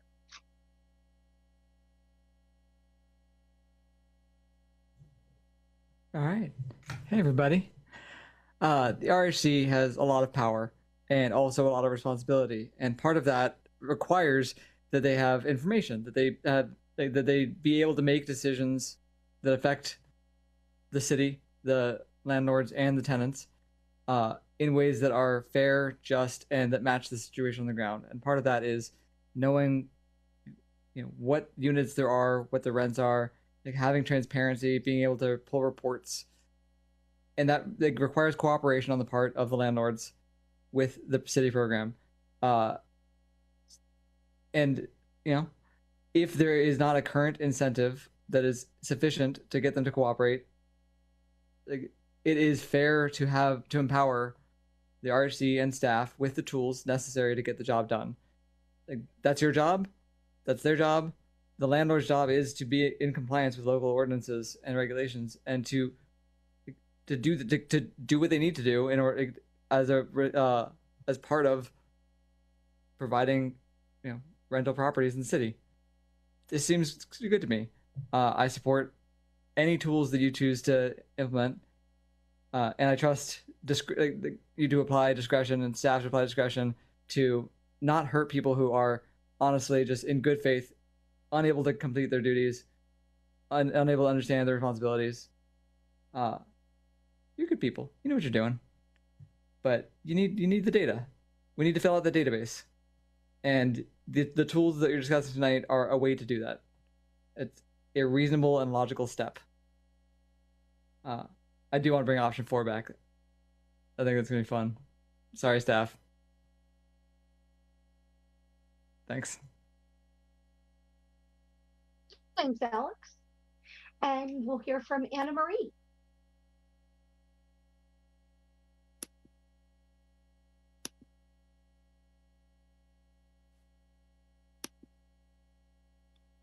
Hello, can you hear me okay? Yes, I can. I want to start by saying a huge thank you to staff for all the hard work they have continuously done. I think a lot of it is a little unfair that it falls on them to try to bring landlords into compliance. A 60% non-compliant rate, that just seems a little outlandish and is incredibly concerning. I do worry that, especially in particular, small to mid-sized landlords might have barriers, issues around that. So I would, it seems like the RHC does want to take that into consideration, giving them some time to, understand what needs to be done and how to do it if they don't have the manpower or whatever their barrier is. I would like to see that.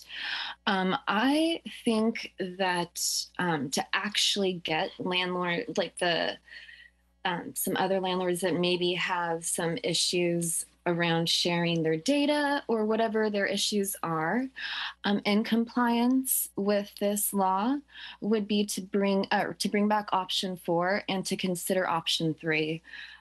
Maybe starting at, $50, but then increasing over time if they continue to be non-compliant, I think would be a really effective way to get landlords to, do what needs to be done so city staff can do what they need to do and actually work on other things, because there's so much on their plates. And I know I'm astounded every time looking at their workload. So, yeah.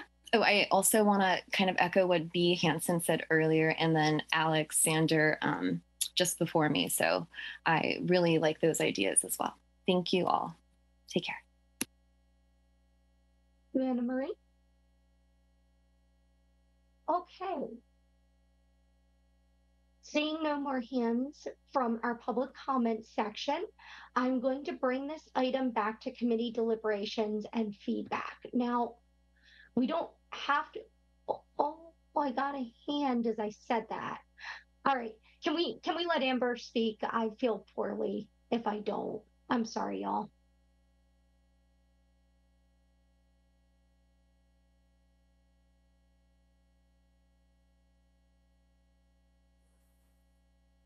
Hi, can you hear me?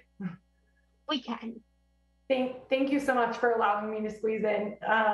First of all, I did just want to say, as a housing provider, we do support the goals of these agenda items, many of which I think non-compliance seems to be focused around the rental housing registration. So we do understand and recognize, the goals to find a solution where the RHC is able to collect this important information, which hopefully does provide maybe more guidance to future objectives that you may pursue. That being said, I also think the goal should be hopefully a collaborative solution under which, housing providers are also enabled to comply. I'm not speaking for everyone, but not all housing providers are specialists in technology. Some of these things can be challenging. I also would like to recognize that while there may be instances of non-compliance due to a variety of reasons, I know some of you mentioned maybe willful non-compliance or not. I did want to point out that many of the non-compliance related issues may come up, related to administrative error, either on the part of the housing provider or the RHC. There could be technical errors, portal glitches, things like that. So I would hope specifically related to the enforcement of the registration. Hopefully, I think Vice Chair Ramos did mention this, but hopefully there would be an option to continue to initially provide notice to housing providers. And as mentioned in the staff report, both the property management group and ownership. I think that is incredibly beneficial, but hopefully that notice could be provided separately and prior to any notice that might go out to tenants. I do think, again, as I mentioned, many times the errors could not be willful, and this would give the housing provider an opportunity to either rectify it immediately or reach out to the staff or administrative team to hopefully get support and be able to take care of it without confusing tenants, with misinformation. Additionally, I think a potential question would be, as the discussions related to the website and how to correct it once a landlord or housing providers come into compliance, how would that work with mailed letters? Would updates go out to tenants notifying them when a housing provider has been brought back into compliance? I think all of this just supports, like I said, a really collaborative goal, hopefully an opportunity to provide feedback and work together to enable landlords to comply. Thank you so much. Thank you, Amber. Okay, now I am going to bring it back for committee deliberations and discussion. While we don't need to have a formal motion here, at minimum, I think we need to get some straw polls done. And if there is anything specifically that we would like to sort of fast track or, really direct staff to bring back for potential motions next session, I think that might be a place to start. So with that in mind, I think the easiest way to take this would be to consider each of the three questions in relation to each of the options. So I'd like to start with option one and try and have some discussion there in terms of the three questions that were posed on that slide around, do we want to move forward immediately? Do we want to move forward potentially with getting stakeholder input?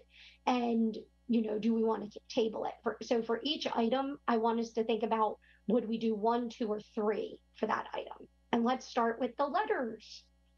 So who has thoughts? There we go, Vice Chair Reynolds. So I'll start with some of my thoughts.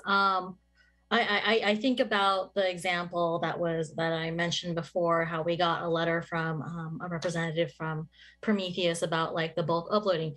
I don't know if we would have gotten that letter saying this is our barrier until we actually started saying, yo, you really have to do this, and here are consequences for having to do this. So there's that is my conundrum. I don't want to be strict or cruel or anything like that, but by us saying you have to do this and that there are consequences, that's when we're starting to get the dialogue instead of essentially just being ignored. I remember pre-pandemic going to the registration workshops, and they were lovely. And what was even better is that it did allow some opportunity for discussions with some landlords and housing providers there about what they thought of the law, what they thought it meant. And sometimes it was right, sometimes it was wrong. And they actually had interaction with our staff to let them know what things were wrong, what things were right. So the ability for us to have that connection with our staff is wonderful. But I don't think we would have gotten people into those workshops without saying there are consequences if you don't. So I am inclined to figure out some way of a curing time that they have to contact staff. They can't just say, we're having a problem and not tell anyone. It's kind of like a teacher gives a deadline for something. A student can ask for an extension with a valid reason, and staff can determine whether that reason is valid or not, just like a teacher would. But we have to set these deadlines in order for it to go. Now, exactly how far we're going to go with that, I'm not entirely sure. I'm going to leave that up to my colleagues to decide or to mull through, and then we'll go from there. Thank you, Vice Chair. Committee Member Grunwald, do you have some comments for us? Unmute. Thanks. So actually, each of the options, I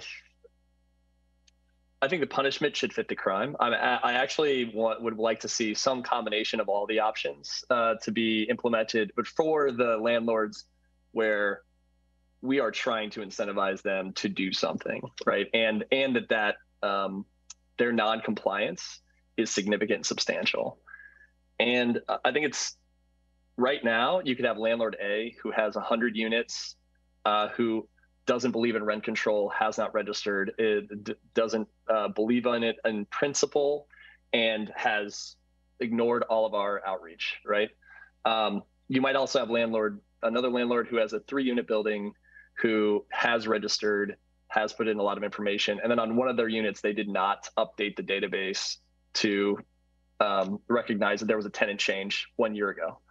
Potentially both of those landlords are treated the same. And that's what doesn't feel right as I go through these options. I would want us to do our best to try to right size the punishment for the non-compliance. So that's just an overarching ask. And I also do think that I was not aware of the city council meeting that was referenced in the public comment, but we are a complaint-based system today. And in the past, the additional registration that we talked about, the additional fields that we added, at the time, the rationalization for that when asked how we're going to use it was like for our reporting to improve our data. I don't think that's fair to the community and to landlords, actually. Like if we are going to put teeth into this and say that you have to enter and keep up all of the records, how do we plan to use that? I mean, so far, all of our data that we've been using in our reports that we get on a monthly basis is from CoStar data. It's unclear to me how we will do our jobs differently if we get that additional data, especially because we are a complaint-based system. If we're moving to a full oversight sort of model, then yes, the data absolutely makes sense. We can look at all the AGAs as they're calculated, automatically find the ones that are wrong, and go out to those landlords. Again, as it's been positioned, that's not. If we're going to move in that direction, I think the RHC owes it to the community to make that statement to say that this is where we're headed, because right now we definitely want to incentivize paying the fees, and that's how it started, is getting all the properties registered, and to get them all paying the fees so the system works, so that we can have the RHC. But I'm unclear as to how we're going to use the additional data, and then we're also if we're going to treat those landlords the same for just not entering the unit information on an annual basis or within 30 days of someone changing. I feel like that shouldn't carry the same weight or penalty as someone who is, not paying their fees or acknowledging that rent control exists. Thank you. Thanks, Committee Member Allman. Do you have some commentary for us? Yes, this is one time when Matt and I agree. I think that it would be good to have some semblance of all of the options. I definitely think we should move forward with option 1 and option 2. And then I would like to have staff come back with some suggestions of penalties and citations that would work in our community that aren't oversized, but also put the teeth into it that actually gets people, the property owners, registering. I think that's the only way we're going to get I mean, people keep asking, what do we need this information for? Well, we need to know, how many units are increasing rents and how many people are leaving town. There's all kinds of information that we can get from a very simple list. And I don't think it's that hard for housing providers to come up with that information. So I'd really like to see us start to move forward tonight with some of, at least option 1 and 2, but I would really like to see us also implement penalties and citations. Thank you. Thank you. And Committee Member Rosas, do you have some comments for us? Sure. Thank you for opening the floor for me. I would like to bring back 7.2 option 4. I do have a couple of comments though. So I can understand that some people may not. Yes. Hello. Oh, I thought I had lost you. So I can understand that some people may not understand the process. However, staff has gone beyond the call of duty by 6 years of the CSFRA. Staff has done trainings every year, one-on-one help, reached out to them by sending out letters. Letters have been unanswered or just ignored.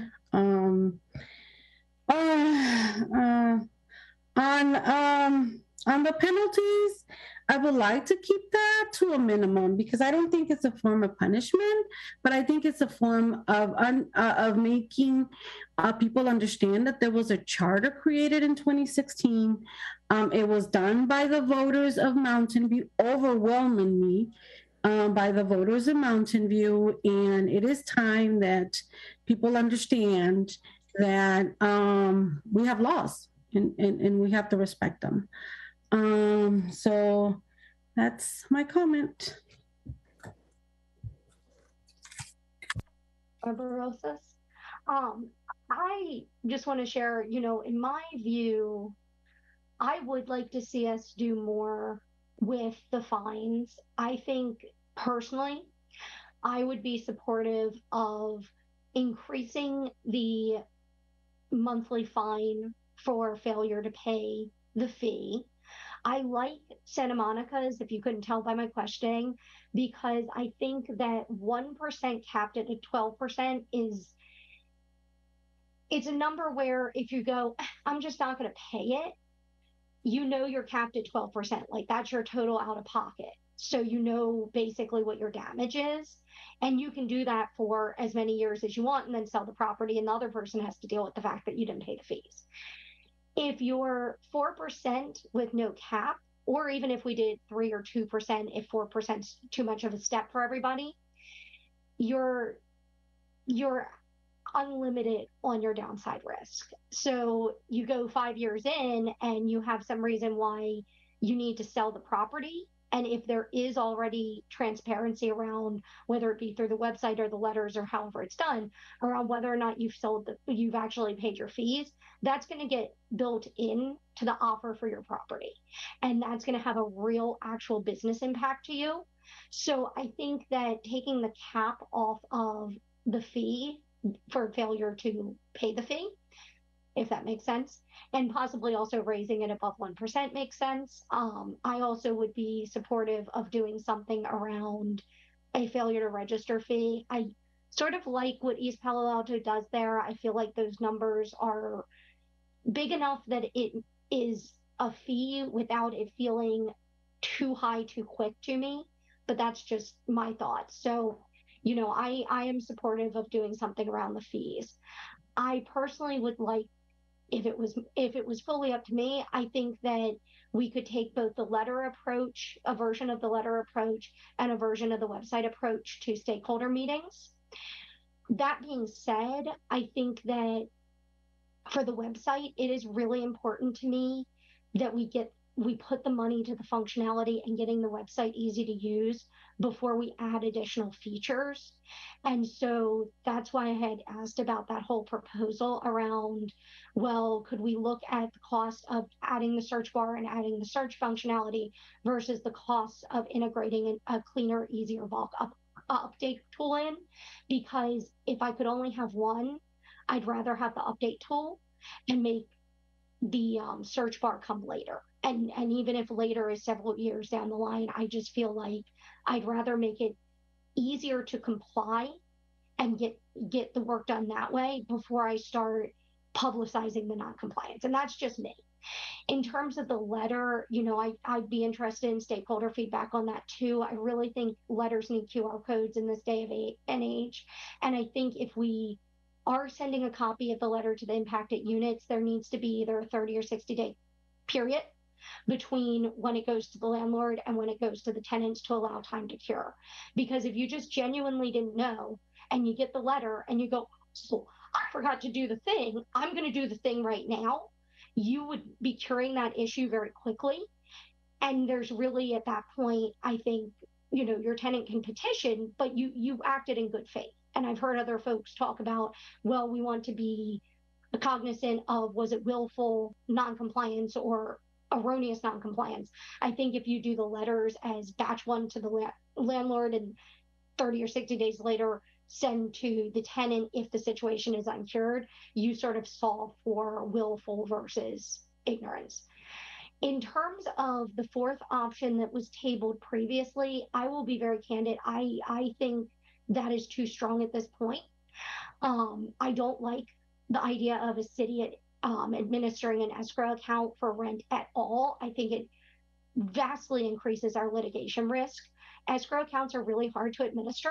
It's not the easiest thing in the world. At minimum, I think that we would have to probably hire a professional to do the accounting on that to ensure that we're not creating risks around the handling of that money. And while I think it sounds fantastic on paper, hey, landlord, you don't do what you're required to do, you don't get my money, but I'm still paying it, so I am still complying with the terms of the lease. I think, you know, that from a logical point of view, yeah, that sounds good at that level. But once you get into what that actually entails, I don't think that we are ready to implement it. I don't think that we're budgeted to implement it. And I'm not sure that it's a place in terms of risk that we should be stepping into. It's just easy for that stuff to go sideways. And finally, with the administrative citations, again, I don't love taking that step right away. I think that the first three I would start with, and then if that doesn't work, you know, we had just put the in 2019 we put the courtesy letter for the registration fee noncompliance in place. If in 2.5 years, 3 years, we're looking down the line and we're going, hey, none of the things that we did are having any impact, we haven't moved the needle at all, look at administration citations, maybe explore more how the city would do the escrow account, what that would look like, all of those things. But I think we start with some of the things that are easier to implement, see what we get for that, and then we add more later on when we're ready. And the final thing I would say around, you know, compliance is professional privilege. In many industries, if you hold a professional license, you have to do things to keep it active. And for the privilege of holding that license, whether you want to or not, whether the interface is terrible and you have to close the program, or you can only use Edge, or you can only use Chrome, or you have to download this widget, they say to you basically, hey, if you don't want to do it, that's cool. You don't get to keep the license. And that's the choice that you make. So at a certain point, you know, there are hassles to doing business. And while I like doing business to be as streamlined as possible, I don't think we can say, well, that's a little bit of a hassle, so just throw it on out and say it's too much work. There is, you know, it is a privilege to be able to do certain things. And I think that it is not an unreasonable ask to say the properties are registered, especially since we have said in several conversations around proposed changes or modifications and amendments, we have said, gee, if only we had the data, we could make a better choice here. So that's what the data is for. And I think I'll go to committee member Grippold now. That last part, I think you were touching on what my question is, but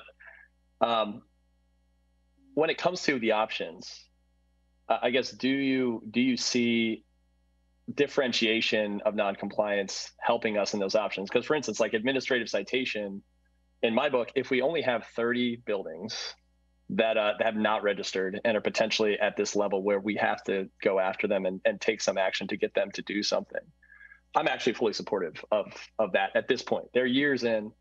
And they have not registered, and almost reaching out on an individual basis and figuring out if it's just, you know, maybe they've been under a rock and did not know they were supposed to register, and go ahead and cure that quickly. But if not, let's just go straight to the most for those buildings. I'd be supportive of going to the utmost of our ability to chase them down and get that fee.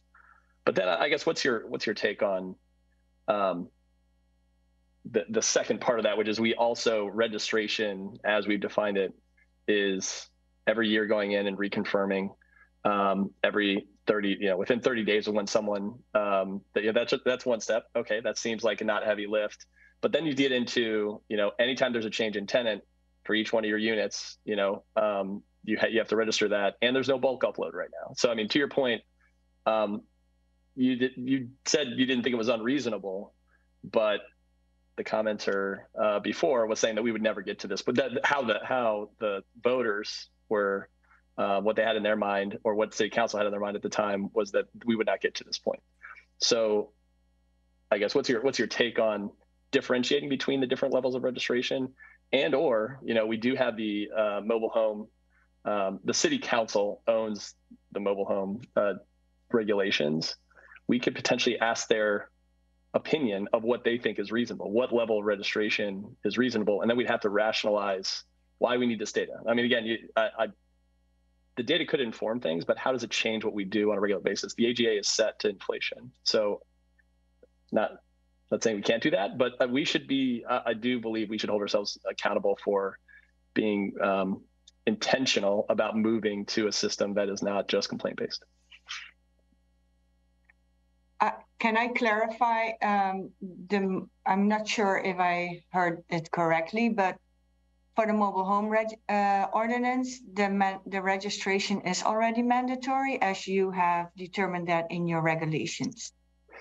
Right. We're proposing additional regulations as to whether it's a question that city council is now a co-owner of that regulation. They actually gave that authority to the Rental Housing Committee. So all the 10 chapters of regulations that have been adopted by the Rental Housing Committee for the mobile home rent stabilization ordinance are adopted by you. Yes, we have the power. This group of folks has the power to decide what is reasonable. I think my ask is that as we, if something is on the edge, and we've gotten feedback from both landlords and tenants in our public comments, could we? We can't poll voters, right? But I think there is a significant portion of the voting population of Mountain View who would say that unless we have a good reason that we have articulated, that maybe counting that as non-compliance and having those landlords being subject to all the rules that we would also have for the 30 landlords who are not paying their fees, it's reasonable to split them and have different consequences for those two groups of landlords. I was just trying to broaden the conversation. I was not aware that in that council meeting, it was said that we would always be a complaint-based system. So that's new information to me. Was that a question to me around kind of clarifying what I meant by, was that a more general question, or was that a question to me? I'm just trying to it'd be interesting to get your take on, because you were talking about the fees and things that you would implement, but it sounded like you were really talking about those few 30 landlords who just haven't paid their fee yet. And do you hold them in the same regard as folks who have now completely filled out all their registration? Are those the same in your mind? I think that being that we are more than 2 years, I do believe, from when we indicated registration was mandatory and the training material has been put out there, that while it might be a huge hassle and a lot of work and painful, and I would like to spend money on fixing that rather than putting a search bar on the website, while it is a hassle right now, and while I would like to direct money to making it less of a hassle, yes, I think failing to comply with something that was passed 2 years ago is failure to comply. I really do. I think we're out of the shoulder period. And I would give time, again, if I had my druthers, I would give time and notice and say in 90 days, we're going to implement a registration failure to register fee. You have 90 days and 9 webinars between now and then to get this done, and give time to get it done. Absolutely. And accommodate folks who need help, while also saying, hey, we got to get serious. We passed this over 2 years ago now. And also spend the money to fix the problem. Yeah, and if I could just respond specifically to that, I want to get to the rest of the comments, so I'll make this as short as I can. But you know, other jurisdictions in implementing this, I know they have like a year or 2 year ahead of time, and more time for smaller landlords to get on board. And that's when the system is set up and ready to go. We just changed the definition of base rent, so all the base rents that have been put in over the past year potentially need to be revised. Like, we're in a position where it's not super stable. And I would say that our tech we have some tech debt to get to that level. And so if we are not absolutely in a place where we feel like it's absolutely defensible and totally, we've given enough notice to folks that they need to do this, and we don't necessarily know all of the reason for we don't know the problem we're trying to solve. Like, is it that folks can't bulk upload and that's why they're not doing it, or another reason? That's why I would take a stepwise approach for that group, or recommend that. But sorry, I will go to the other comments. I don't want to take all the time. Okie dokie. We will go to Vice Chair Reynolds. So I was fortunate enough to be at almost every single council meeting since 2015. And I do remember that meeting. I do remember Ms. Joan, and I do remember Ms. Juliette Brody. And yes, a lot of the arguments for Measure B was that it was complaint-based. However, that was a while back. They also said that mobile homes would be covered under this. So, and look where we are. So things obviously change. And things evolve. We went through an entire pandemic where we wished we had this data. Like so many people wish we had this data because of the pandemic and the chaos that ensued from it. And it was even before the pandemic where we were trying to get compliance for the rent registry. We made it voluntary to begin with. And then slowly, when we realized voluntary wasn't going to happen, we made it mandatory. We gave a year to be in compliance for that. So I'm perfectly fine with moving forward with getting some sticks to get this done now. And like I said before, I don't think we get that communication that we need until we tell people that they actually have to do this. And so for the first one, for first question and then first policy, I guess, where we send a letter to the property owner or the property manager and then send to the tenants. I do actually like Chair Haynes Livesay's idea of like, hey, 30 to 90 day buffer period before they send it out to the tenants and cause chaos. Because I remember when Measure B first passed and we were telling tenants, oh, your rent will roll back. And then there was a lawsuit which prevented that. And we had to tell people like, you need to pay that full rent. So that chaos I do remember that chaos. So I think that's kind of a beautiful solution to that issue. And in that 30 to 90 day, depending on what we want to go for, what kind of buffer we want to give, if a property owner tells our staff, like, what's the issue? For example, the bulk uploading. I don't think that we're going to punish that landlord when they have already told us the issue that they are going to do. We kind of view that as kind of like a open case. And that's kind of how I'm viewing this. Unfortunately, that will take a significant amount of staff time. I'm assuming if we suddenly get bombarded with landlords saying suddenly these are the issues. And that's what we wanted. We wanted landlords to tell us the issues that were preventing them from signing up. So I think that cure period is actually really good. Now, how that interfaces, So like, if we look at our time frame of like, they tell the landlord, then the 30 to 90 day period, that buffer period, they tell the tenants, I think that's also appropriate when they put it on the website. I think that they can be known at the same time. And then the question is at what point do you go to that third step? I don't know what time frame you want to go for that, but I think those three really easy to move forward with immediately. I agree with, I'm hoping committee member Rosas wants to bring back 4 and 5. We can take that to the stakeholder meetings. I'm sorry, I'm already jumping to 2. But that is the framework that I'm looking at, and I don't want to table anything. So I just went to 1, 2, and 3. Yay. So, committee member Almond. Real quick, I agree with what Nicole was saying, and I think Vice Chair Ramos was agreeing with her as well. I think that giving them 90, they've had 2 years, and sending out a compliance letter saying in 90 days you need to have your properties registered, and if not, there will be X penalty. And I bet you all of a sudden, a large amount of landlords would register their properties. They don't want to pay any more fees.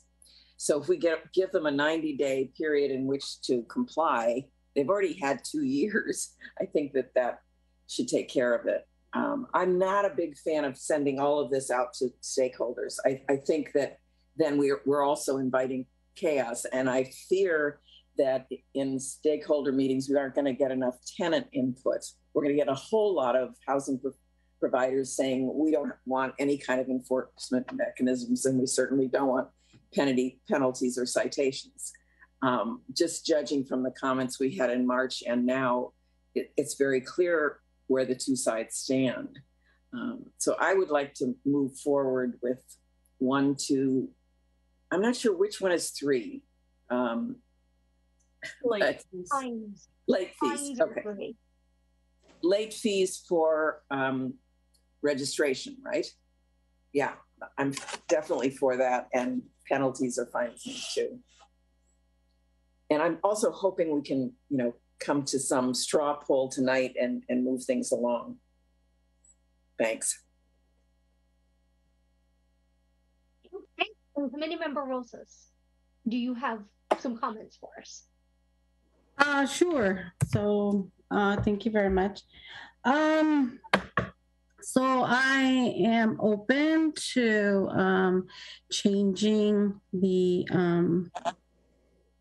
process, I guess, of the option 4 that if you believe that having a third party will hold rent is too much of a problem, I can change it. But the problem still lies, and the problem we're trying to fix is that there's 60% of landlords that have not registered. Our staff is having to chase them around. They already have done so. They've done multiple webinars every year. They've done one-on-one help. They reached out to them multiple letters, and they have ignored them. So that's I guess the system that we create, it does have to have some type of enforcement mechanism, because I don't think it's working. It's already been, and I'm specifically talking about the CSFRA, because it's been up for 6 years, and we're still having this issue for 6 years. I mean, the MHSRO, it's a little different, although it was part of the CSFRA. Anyway, so, and then I would like to answer some type of questions that were set out there in terms of, like, I don't think that we're being intrusive.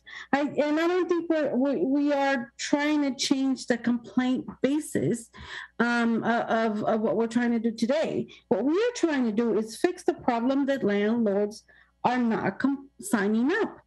How do we do that? I think 6 years has been plenty of time for landlords. One, and I'll grant you, I am a woman of a certain age. Technology can be a little wonky for me, but I do reach out. I do say, hey, can you help me? Because, you know, I don't seem to understand this. And we have really smart people in the city, and especially landlords, because, I mean, for them to be able to, you know, have a building, it says that they value the city, and in order for us to continue having what we have in this city, I think we need to move forward with an enforcement mechanism. I hate to be that harsh, but we had this for 6 years, and 60% of landlords have not signed up in those 6 years. So that is the issue that I think we are trying to fix. Thank you, Committee Member Rosas. Committee Member Greenwald, you had a comment? Sure. I just want to make sure we're not conflating, you know, the 6 years. For 6 years, we've been asking them to register their property and to pay the fee. A couple of years ago, we added the optional, you know, registration of putting in all the information of your units without penalty, and that's. I mean, I think that's what I want to make sure. The question that I asked during the first segment of legal, to say, what happens if a landlord misrecorded an AGA or miscalculated an AGA and gave someone an AGA 6 months ago that was incorrect? We could be saying that when one unit is out of compliance 6 months ago or a year ago, that meant any other increases given to any other unit are also not allowed. And so all those units can go back and say, we would like our refund. As legal said, it's optional, but that's still, I mean, there are still, the question to the tenant would be, would you like that money or not, right? If our laws say that you were non-compliant during that time and could not raise the rent for those 6 months, then, you know, and then they get that back potentially, and interest on top of that, even though they had no involvement with the individual unit, right? That's, I think what I'm trying to put forward is that doesn't seem fair. It seems like you would actually go through a petition or potentially put a fee on top of that. The first time it happens that you miscalculate the AGA, no fee. Second time you do that, you know, $100, $500 or whatever. But I'm really concerned about this, putting them in the same bucket where all the units can go back and say you weren't compliant during this time, so you could not have given me that AGA. And what I'm not hearing from these options is any differentiation between a landlord who does not believe in rent control and hasn't paid us for 6 years versus somebody who did not enter partial information about one unit, or even has a complaint from one unit that needs to get sorted out. I think that's my, sorry, not to keep harping on that, but I just want to make sure that everyone here thinks it's fair that one unit should allow every other unit to go back and potentially collect retroactive fees. So can we clarify that? Because that's not what I heard anyone say. What I heard was that the impacted unit would be notified and the impacted unit could collect, not everyone else in the building. So I want to make sure that that was clarified properly. Can we get clarification on that? Yeah, that's correct. It's, you know, it's only if you're not in substantial compliance that you cannot. So I don't think, I mean, again, this is partly a decision for a hearing officer, and we're not, by adopting, you know, if you were to adopt any of these, you're not changing what the status quo is, which is what you described. If someone thinks right now that their landlord is out of compliance with the CSFRA in any way, shape, or form, they can file a petition. There's nothing stopping them, and say this landlord imposed an unlawful rent increase, and then it becomes up to the hearing officer to determine whether or not the landlord was in substantial compliance or not, and whether to award that tenant, you know, back rent that was paid. So we're not you know, none of these enforcement mechanisms would change what already exists. That petition mechanism is there, and it can be used in that way right now. I mean, I can't say what a hearing officer is going to do, but, you know, as far as sending letters, I think it is reasonable to say we're only going to send letters to the units that were not registered. Not we're going to send letters to every single unit because one unit is not registered.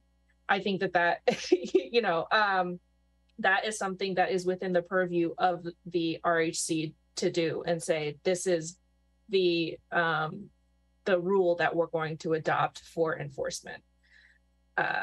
So that is, yeah, I hope that clarifies.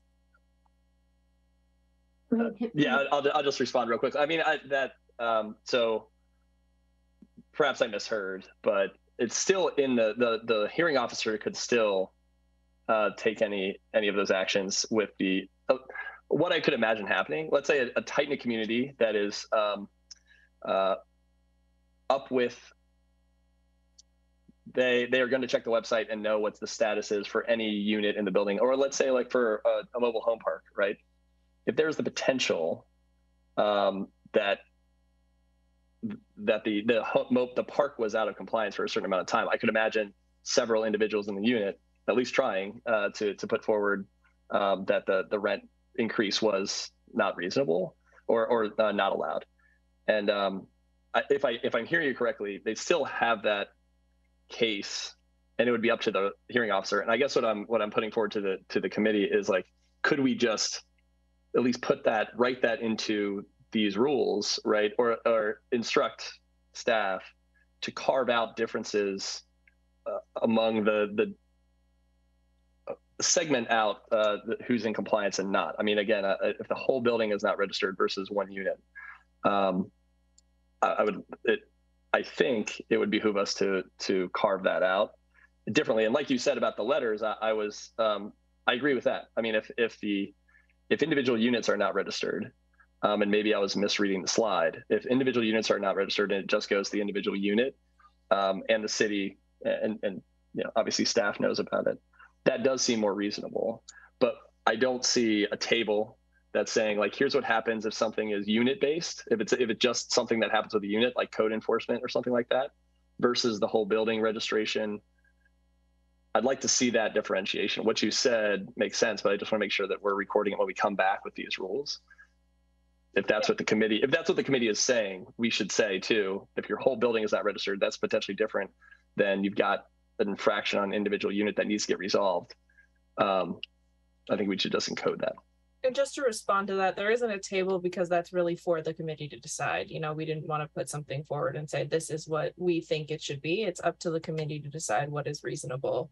And that's within your purview. We can just tell you what the tools are and how they might be used. So got it. And I guess that, sorry to respond again and interrupt, but I think that's what I'm asking the committee to make that differentiation if we can, because I think we're talking about it, but we're just going to go forward with everybody gets letters and everyone gets enforcement potentially, and leave it up to hearing officers or other folks. Vice Chair Ramos, do you have a final comment before we go to a straw poll? I do. This is my final comment, more in response to the last set of comments. It's been more than 2 years since we put a registry into place, because I remember the workshops before the pandemic. So there were plenty of opportunities to be registered. I believe that it has been about 2 years since we made it mandatory, but it's been more than that long that we had it available for people to actually do. But I also want to poke a little at having the potential of like one unit not compliant, some units not being in compliance while others not. I have some concerns relating to, you act like the solidarity between tenants is kind of a bad thing, and that's not a bad thing to me, because there are various ranges of essentially tenants empowered and not.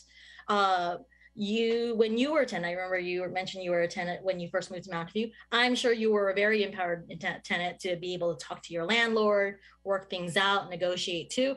There are many tenants in our city that don't feel that level of empowerment. They English might be a second language to them. They're scared of their documentation status.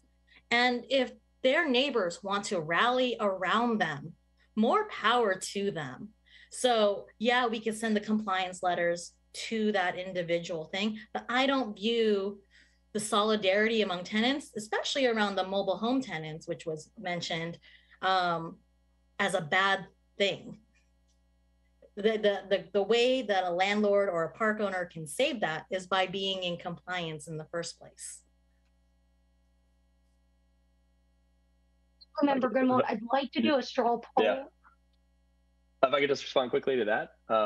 Just my intent was more try to find an example of a technicality where if the law is the law, the tenants would go back. If there's a technicality on one unit and the landlord's out of compliance, I was looking for an example of like, when would all the other tenants are incentivized to try to, especially if they don't have a good relationship with their landlord, to try to, use the law to get back pay. That's what we were just talking about with the change in base rent, right? And it's up to the script to say what's fair, I think. And it was more, if it was an AGA adjustment on one unit and that was technically out of compliance, then the others would have the awareness. I agree with you on like the power of unions and collective bargaining for sure, but just making sure that we are not allowing it. The technicality means that the landlord, loses more than the punishment deserves. That was all. Thank you. Sorry for taking the additional time, Chair. So if I may, Chair Lindsay, instead of a straw poll, could I suggest that I summarize what I've heard so far, because it sounds like a lot of people are on the same page. So what I heard was that everybody would like to move forward with option 1, 2, 3 with all the recommendations inserted there, like looking what is the best options with regards to the technicality of the database, with the options, whether we should differentiate between unit-based versus property-based options in option 1, 2, 3, and then leave option 4 and 5 out for now and just focus on the first 3 options. And I also did not hear that you were in favor of holding stakeholder meetings, but just see the next recommendations from staff. So I just wanted to see if that summarized what I heard today.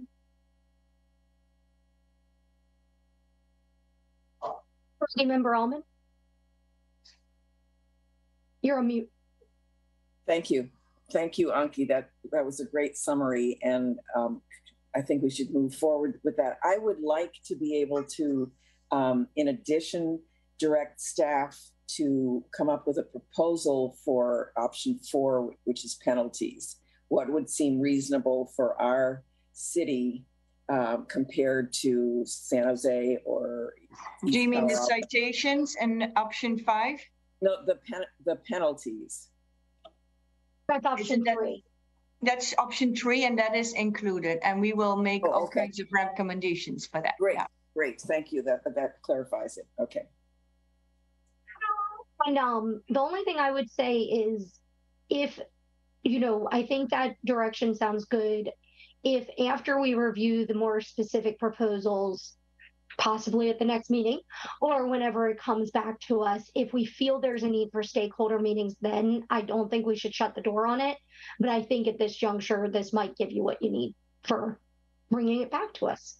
Yeah, I actually think it would be helpful, specifically on option 3, to provide maybe guidance on what you absolutely don't want to see, because the fees that are in this table from other jurisdictions are all over the place, and some of them are very high and some of them are not so much.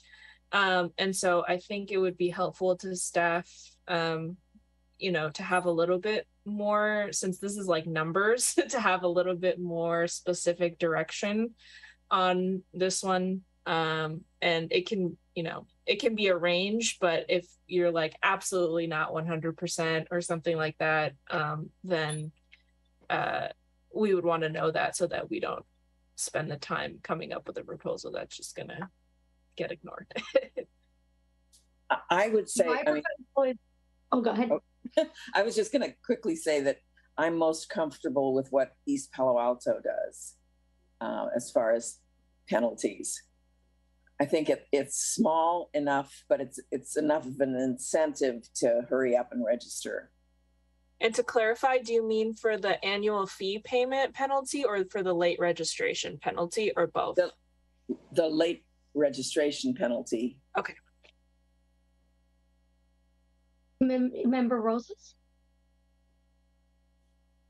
I just want to caution everybody that if we go too high on the penalty fees, that's going to be passed on to the renter. So we should think about that, especially for the families who are like, you know, we're making, as we saw in the report, we're making $25,000 a year. I mean, it's like, I don't know how they do it, but they do it. But that would motivate the landlord to hurry up and register, and then they don't have to pay any penalty. So we don't allow, to the best of my knowledge, capital improvement petitions to include things like penalty fees. So passing it through would at maximum mean that they take the AGA. So we should be able to somewhat control for that. But I do think it's a valid concern that we don't want to see people get hit. Yeah. Know that they're not responsible for paying the landlord's penalty. And I would say I would take East Palo Alto's late registration penalty and Santa Monica's annual fee payment penalty and smush those two together if it was me. And yes, I totally agree with you guys that it's not, I mean, in theory, it's not supposed to, but in practice, somehow landlords get away with doing that. And I'm like, you guys, you know? Great. We do not want that. Yeah. And one of the things that, I mean, I always keep on thinking in terms of like, okay, we want to go to our restaurants. We want to have good teachers. We want to have good policemen. I don't want them worrying about, you know, that the landlord is going to increase rents and they're going to leave us. And I think we're starting to go to a place where we have a good combination of people that can live here, and also we can have our, although now with inflation it's a little harder now, but we can go to our restaurant and eat our favorite food once in a while, I guess once a month. So I just want to caution everybody.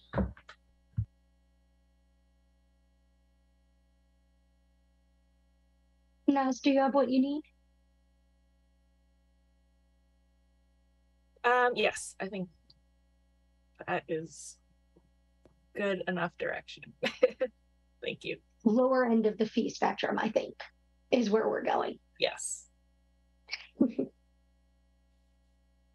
Excellent. Okay, so let me get back to, okay, we will now transition to agenda item 7.3, the update on the Tenant Relocation Assistance Ordinance and the Housing Crisis Act of 2019, not 1920, SB 330. We will begin with a presentation from staff.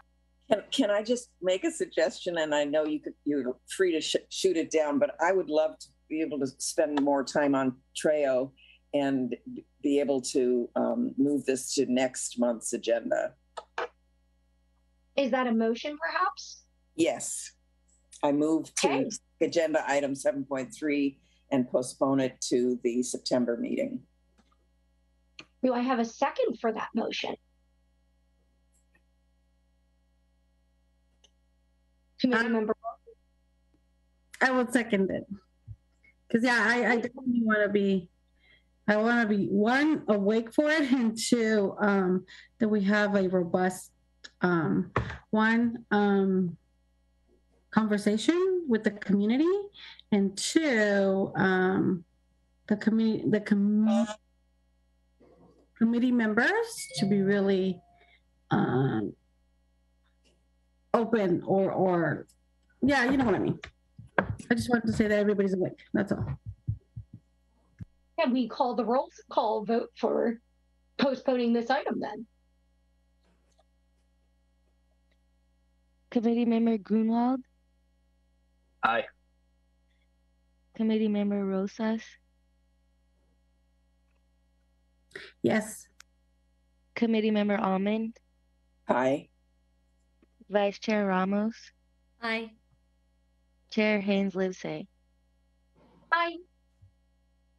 Motion passes unanimously. Excellent. Well, then we will share this agenda item next round. And now we're going to move on to agenda item 7.4, which is amendments to CSFRA Regulations Chapter 5, hearing procedures, and amendments to MHRSO Regulations Chapter 6, hearing procedures. We will begin with a presentation from staff. I will try to make it as summarized as possible, but we are proposing some amendments to CSFRA Regulations 5 and MHRSO Regulations 6 to expressly authorize hearing officers and the chair of the Rental Housing Committee to issue decisions on pre-hearing motions and accommodation requests, including requests for reasonable accommodation pursuant to the Americans with Disabilities Act. And we'd like to give you an overview of the authority of the Rental Housing Committee to do so. That includes the authority to establish rules and regulations for the administration and enforcement, to appoint hearing officers to conduct hearings, and to adjudicate petitions and issue decisions with orders for appropriate relief. So Chapter 5 of the CSFRA outlines the procedures for the hearings on petitions, and the proposed amendment seeks to authorize both hearing officers and, in case that might or might not be available, the chair of the Rental Housing Committee to decide and issue decisions on pre-hearing motions and accommodation requests. So why are we asking for these amendments? They arise out of a recent and ongoing individual rent adjustment petition. One example is that a respondent to a petition was a request for dismissal based on the legal doctrine of res judicata, which bars rehearing of the same claims between the same parties, where claims have already been adjudicated and a final decision issued. And the second issue was that the petitioner submitted a request for reasonable accommodation pursuant to the Americans with Disability Act.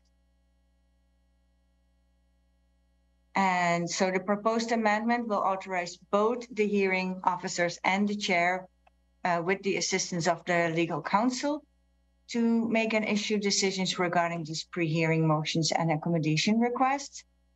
Typically, the hearing officers make such issues and decisions, but this also authorizes the chair as an additional option where either the hearing officer is unavailable or where it would be more appropriate for a chair to issue that decision. For instance, if there is a pre-hearing motion to disqualify a hearing officer, the chair would be better positioned to decide this issue with the assistance of legal counsel. And these amendments will also allow any sensitive requests from a party to a petition, such as a disability-related reasonable accommodation, to be considered confidentially. So the recommendations for today are to review and adopt these amendments to CSFRA Regulations Chapter 5 and MHRSO Chapter 6 to expressly authorize the hearing officer and the chair of a rental housing committee to issue such decisions. Any questions? Happy to answer if I can.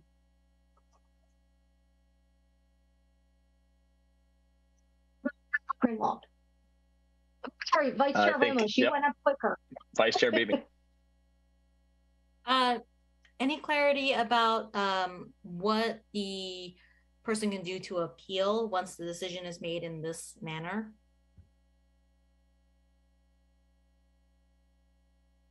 That's a nice question. Yeah, the decision, any administrative decision can always be appealed to the Superior Court, so via writ. So that would be the next step for at least the accommodation requests for the pre-hearing motions that could likely go to the Rental Housing Committee, the entire committee. All right, thank you. Okay, now Committee Member Grimm. Thank you. Are these both only, are they, would they be allowed at any time? I think for the accommodation requests, I think that makes sense at any, for at any point, even prior to this, I guess the pre-hearing. But then for,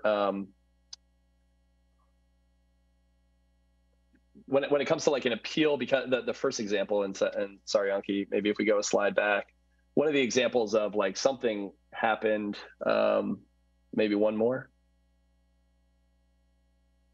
The number one, right? Submitted a motion arguing the petition should be dismissed. Was that after? Was that on appeal, or was that on the initial?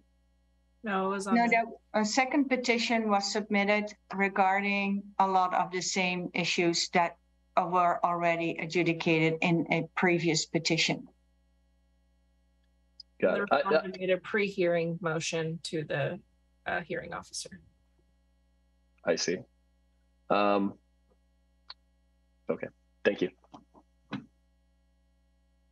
Just to follow up on that question, I think if I'm understanding this proposal properly, something like the pre-hearing motion would be something that historically the hearing officer has been deciding anyway. And this amendment would merely codify that, yes, indeed, the hearing officer is authorized to do that. If for whatever reason the hearing officer couldn't act, it would give the chair the ability to act. But for item number 2, where the hearing officer may not have any historical background to work off of, it would allow, instead of opening something up to perhaps a public forum, to be handled more privately. Is that sort of what we're saying here? That's correct. Yeah. I think ultimately it's going to be within the decision of the hearing officer whether they're going to hear the motion or the request initially. And then if they decide that they are either not the appropriate person or something needs to be done more quickly, for instance, with a reasonable accommodation request, then it can go to the chair.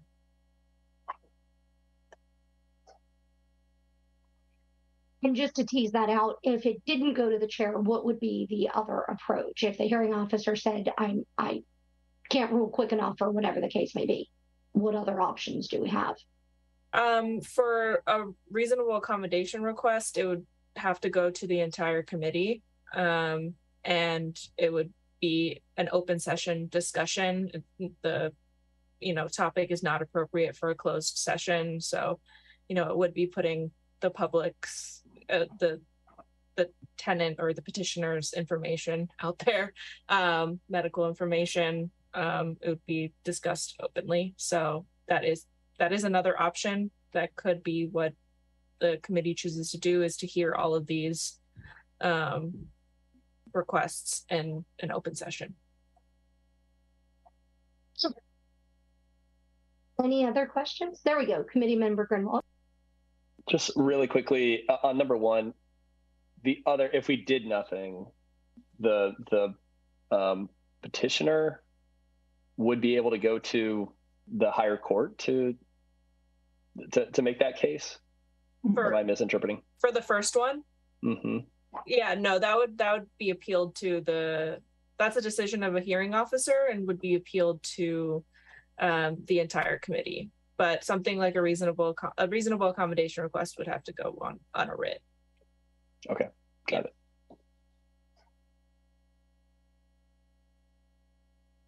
Any other questions from the committee? Okay, seeing none, we will now move to public comment. Would any member of the public on the line like to provide comment on this item? If so, please click the raise hand button in Zoom or press *9 on your phone. Staff will display a countdown timer on the screen. And I see a hand. Let's advance Stephen. Thank you very much for your time. I think that the staff summary is very incomplete. It is not determining whether the previous res judicata decision should apply. What has actually happened was that there was even a previous hearing in 2018 that was not considered during the petition of 2021 that actually determined that there was a problem with maintenance with the building. And of course, again, what the current petition is addressing is the fact that the property has, again, dropped in value by 45%. And that by default would qualify a person under the CSFRA with a proportional 45% default reduction in rent, unless, of course, the situation would be is that somehow the situation would be possibly adjudicated to not happen. However, here's another bit of information that you may not be aware of. A neighbor of this particular unit just moved out, and it took over 2 weeks for a major overhaul of the unit to be performed in order to bring the unit back up to rental status. And that was something that is basically also occurring in this situation. There are 3 units in this building that have actually not seen any renovations or any improvements performed since 2016, and actually even much further. And so the real problem that you're running into here is that there's been a bit of a oversimplification here. And all I'm trying to do is I'm trying to say that in this set of circumstances, there was information that was not presented in the previous hearing.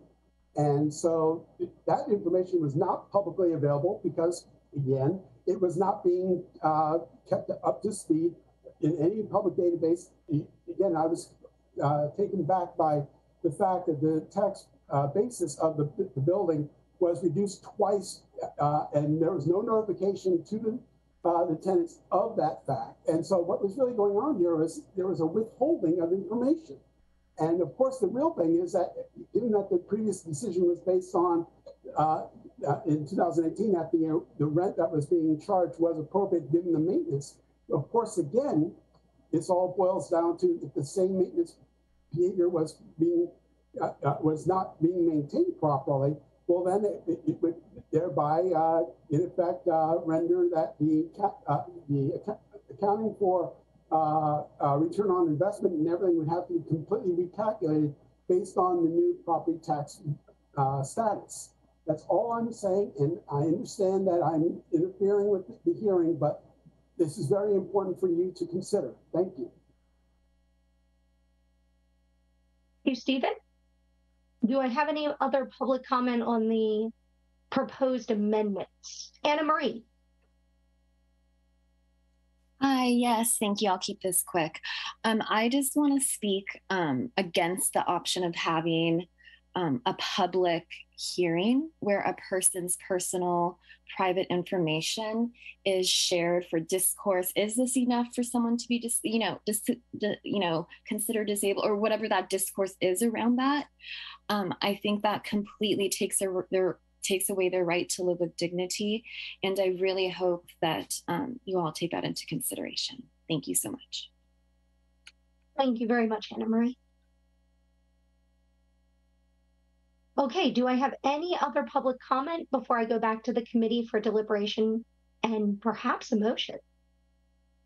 Okay, seeing none, we're going to move back to the committee deliberation and feedback and or a motion. Here we go.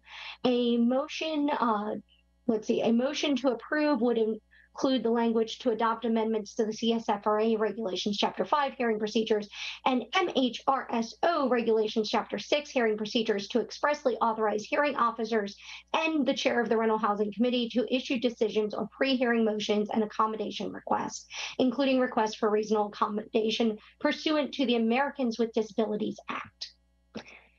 Let's see, I have a hand. Committee Member Allman, go ahead. You're on mute. Oh, I would like to move to review and adopt amendments to CSFRA Regulations Chapter 5 Hearing Procedures and MHRSO Regulations Chapter 6, Hearing Procedures, to expressly authorize hearing officers and the chair of the Rental Housing Committee to issue decisions on pre-hearing motions and accommodation requests, including requests for reasonable accommodation pursuant to the Americans with Disability Act. Excellent. Committee Member Grunwald, are you my second? Or do you have a comment? I had a comment. Let us get to the motion. Let us get to the motion. That's fine.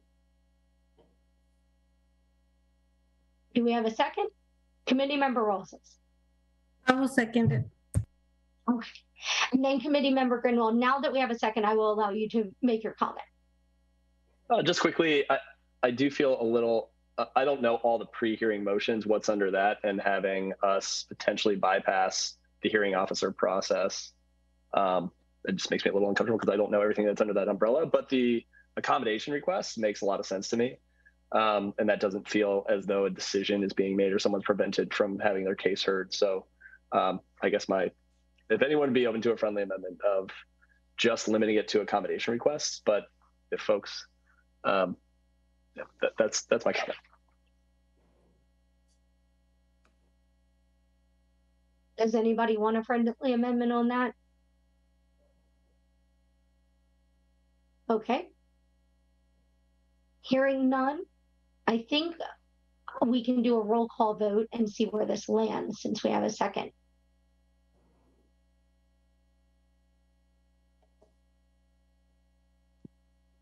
Committee Member Grunwald. Abstain. Committee Member Rosas.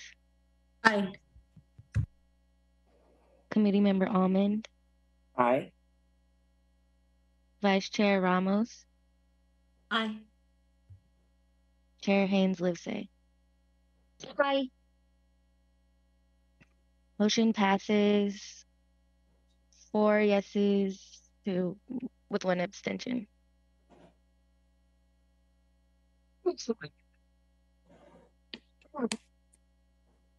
Moving right along, we will now move to agenda item 7.5, quarterly financial expenditures, fiscal year 2021-22 through June 30, 2022. We will begin with a presentation from staff. Thank you, Chair Haynes and Rental Housing Committee members. This is going to be our quarterly review of the financial expenditures for the last quarter of last fiscal year 21-22. As usual, we follow the following key categories: personnel services, non-personnel services, capital outlay, and interfund expenditures. Personnel services has been expended with 80.21%, and this was below budget for the year due to the vacant position of the analyst, which was filled by December 15, and work performed in charge to other departments for tenant relocation assistance, mobile home, rent stabilization ordinance, and COVID-19 related programs. The non-personnel services were expended for 54.82%, and 32.65% was further encumbered. And this is below budget due to the later quarterly billing of service providers and fewer petition hearing requests than anticipated. The capital outlay has not changed since last quarter, and it's been expended by 16.42%, and a further 8.21% is encumbered. And this is dependent on deliverables for the database to be delivered to us, upon which we receive invoices. And the interfund expenditures were 100% expended by January 1st, in a total amount of $295,270. So how does that look with the overall budget? As you can see, personnel is the biggest expenditure cost for this year with 34.1%. The non-personnel made up 20% of the spended budget, the capital outlay 1%, and the interfund expenditures 14%, which leaves a remaining budget of, and I didn't mention the percentage here, but if I do a quick 30, 68, which means 32% is a remaining budget at the end of the year. And that was my short presentation. Happy to answer any questions.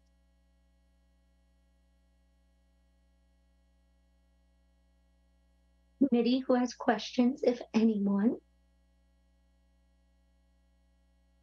One very quick question, Anki. If I understood that last comment correctly, you're saying that after all expenses for 2022 have hit, except for a small amount that we expect to be billed in arrears, we have about 42% of the budget left as surplus. So 32%, 32, yeah.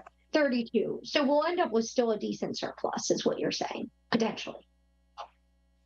That was for fiscal year 21-22. So we're already into the next fiscal year. Yeah.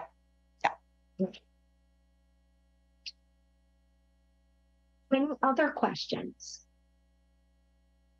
Okay, seeing none, we will now invite public comment. Would any member of the public on the line like to provide comment on this item? If so, please click the raise hand button in Zoom or press *9 on your phone. Staff will display a countdown timer on the screen.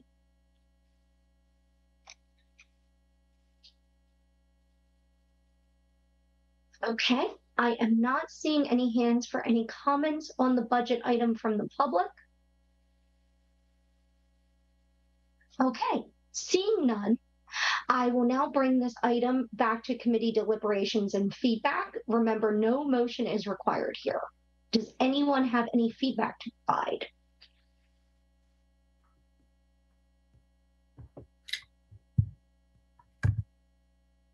Member Rosas. I'm just glad to see that our biggest budget is our staffing, because they definitely do deserve it. They work really hard. So I was glad to see that. We are putting our money where is being utilized to serve our community. I agree.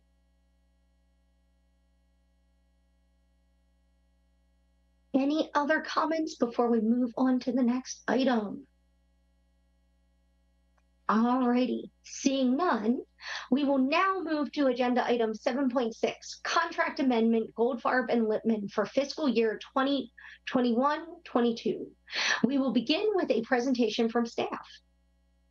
Thank you, Chair Haynes and Rental Housing Committee members. This is to authorize the program manager to augment the last year's contract with Goldfarb with $95,893 for a total amount not to exceed $320,893 for fiscal year 21-22.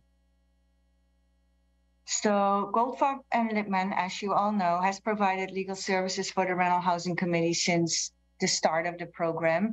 And it provides subject matter expertise for the Rental Housing Committee, but it also represents the Rental Housing Committee in litigation. And currently 2 lawsuits are still pending, the Redwood Villa lawsuit as well as Enlightened Investments lawsuit. So in the past fiscal year, they have provided these legal services and represented the Rental Housing Committee in this litigation. And the approved contract was for $225,000 maximum.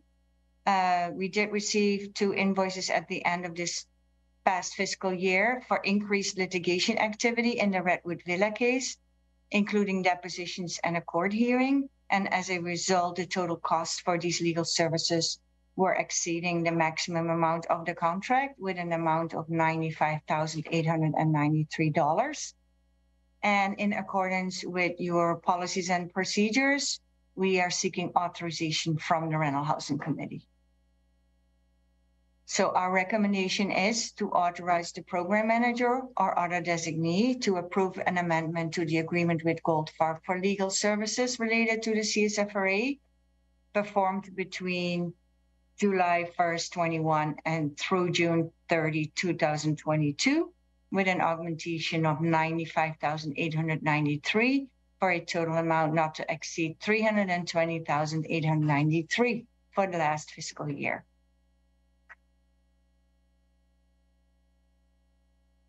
Happy to answer any questions.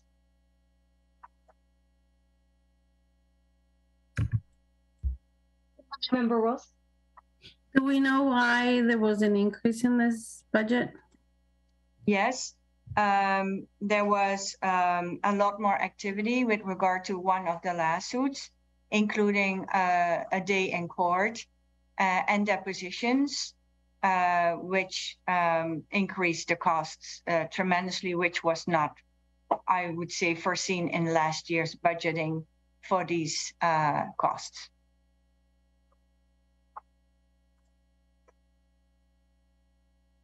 Committee Member Greenwald? Do we have it? I didn't see in the packet a breakdown by each case. Do we have that? I do have that. Yeah, I do have that. So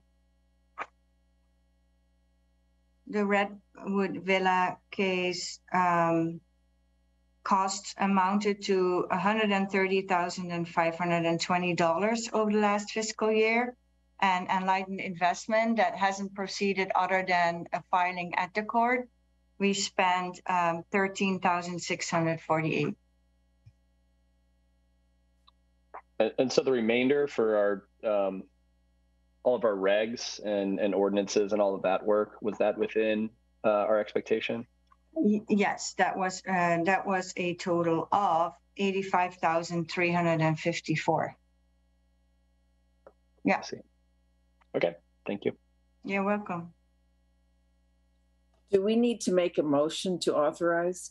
Yes. We will after public comment. Okay.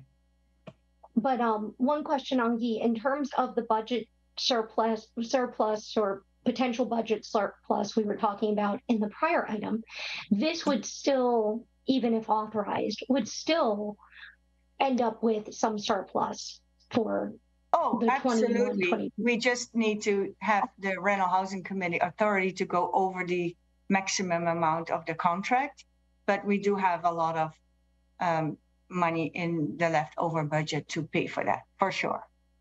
Excellent. Very good. Any other questions before I go to public comment? Okay. Seeing none, I will now invite public comment on this item.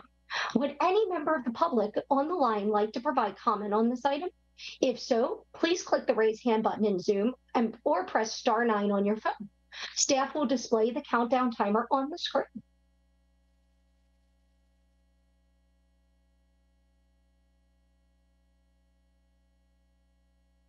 Okay.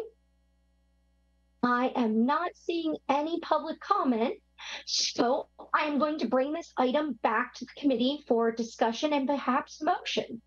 A motion to approve should include the language to authorize the program manager or other designee to provide an amendment to the agreement with Goldfarb and Lippman LLP for legal services related to Community Stabilization and Fair Rent Act services performed between July 1, 2021 through June 30, 2022, with an increase of $95,893 for a total amount not to exceed $320,893 for fiscal year 2021-22. Do I have a motion or discussion? Vice Chair Rempels. I move to authorize the program manager or other designee to approve an amendment to the agreement with Goldfarb and Lippman LLP for legal services relating to the Community Stabilization and Fair Rent Act for services performed between July 1st, 2021 through July 30th, 2022, with an augmentation of $95,893 for a total amount not to exceed $320,893 for the fiscal year 2021 to 2022. Do I have a second? I'll second it. Thank you. Okay, I think we can call the roll call vote unless there's any discussion anyone needs. All right, let's do the vote. Committee Member Grunwald, Aye. Committee Member Rosas, Yes. Committee Member Almond. You're muted. Sorry, aye. Vice Chair Ramos, Aye. Chair Haynes Livesay. Aye. Motion passes unanimously. Wonderful. Thank you, committee members and staff. We will now move to committee and staff announcements and updates. I will hand it back to staff for some presentations.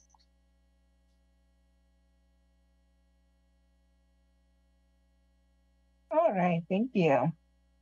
So I'll just quickly go over our upcoming workshops, clinics, office hours, and events.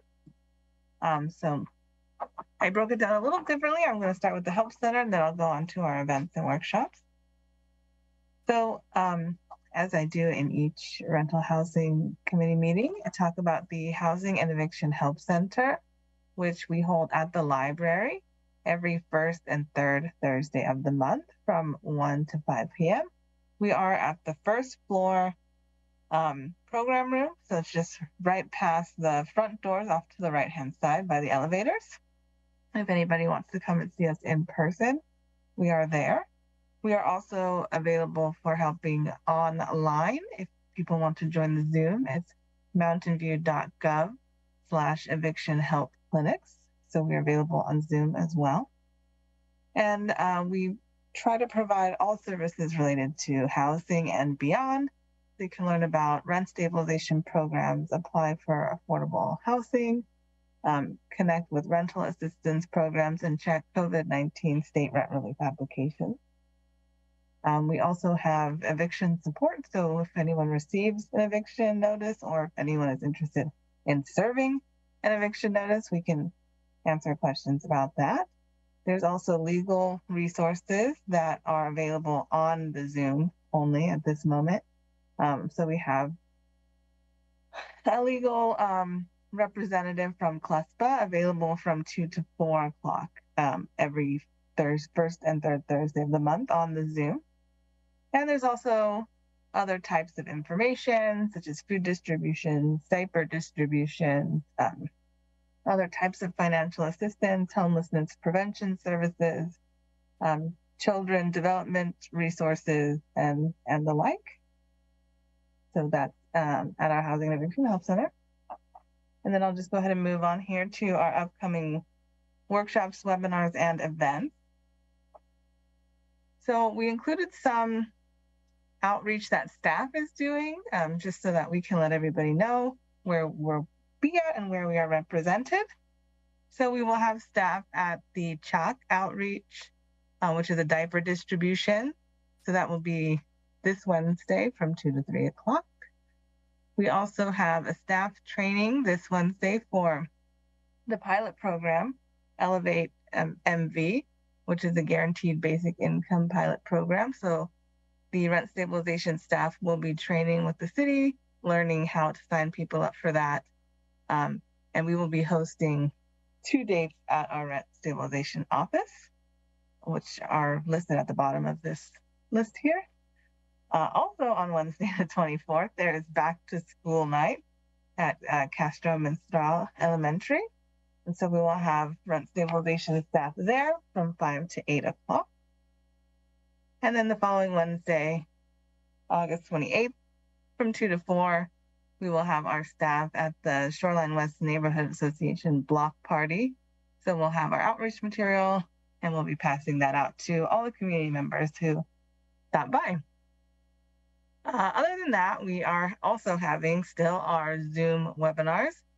So September 14th at 6:30, we'll have a tenant and landlord focused bilingual English and Spanish HUD mortgage assistance and credit counseling webinar that will be presented by a staff member at Project Sentinel. So we'll have a guest speaker there. And then on Thursday, September 15th at 4 o'clock, we're having a hybrid in-person and on Zoom webinar at the Help Center.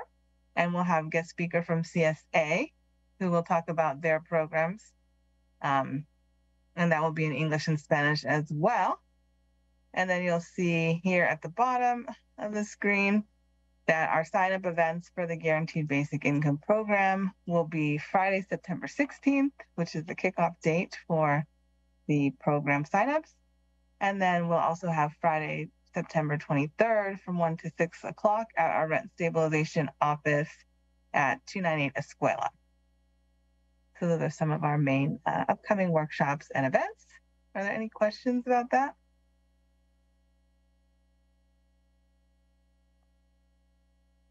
See your hand, Vice Chair Ramos. For the Housing and Eviction Help Center, is that also a place where landlords can go if they have questions on how to register their properties? Is that an option available to them? Absolutely. I am there every first and third Thursday, and I will help them personally.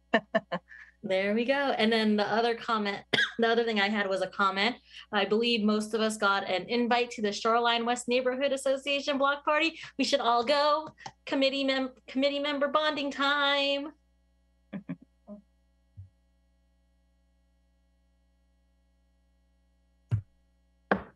And Committee Member Rose. Committee Vice Chair Ramos, thank you for flagging it because I haven't seen it, but I'll look for it in my email. I'm very excited to, committee member bonding. That's always nice. And then my comment, because I have to give credit where credit is due. So I want to thank Andrea and I can't remember the other two staff members that were at the Cafecito meeting. They came. Anna was there and Alex was also there. Okay, thank you. Because they did a great job. They answered a lot of questions, even questions that didn't have to do with the RHC, but they also explained what below market rate means and what it's about. So that was very helpful. And Cafecito is very grateful because they definitely needed this information. So wanted to give credit where credit is due.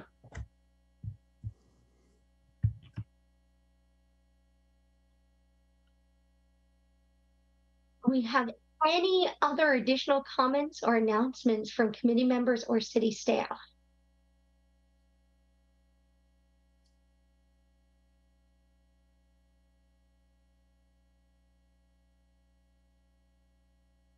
Okay.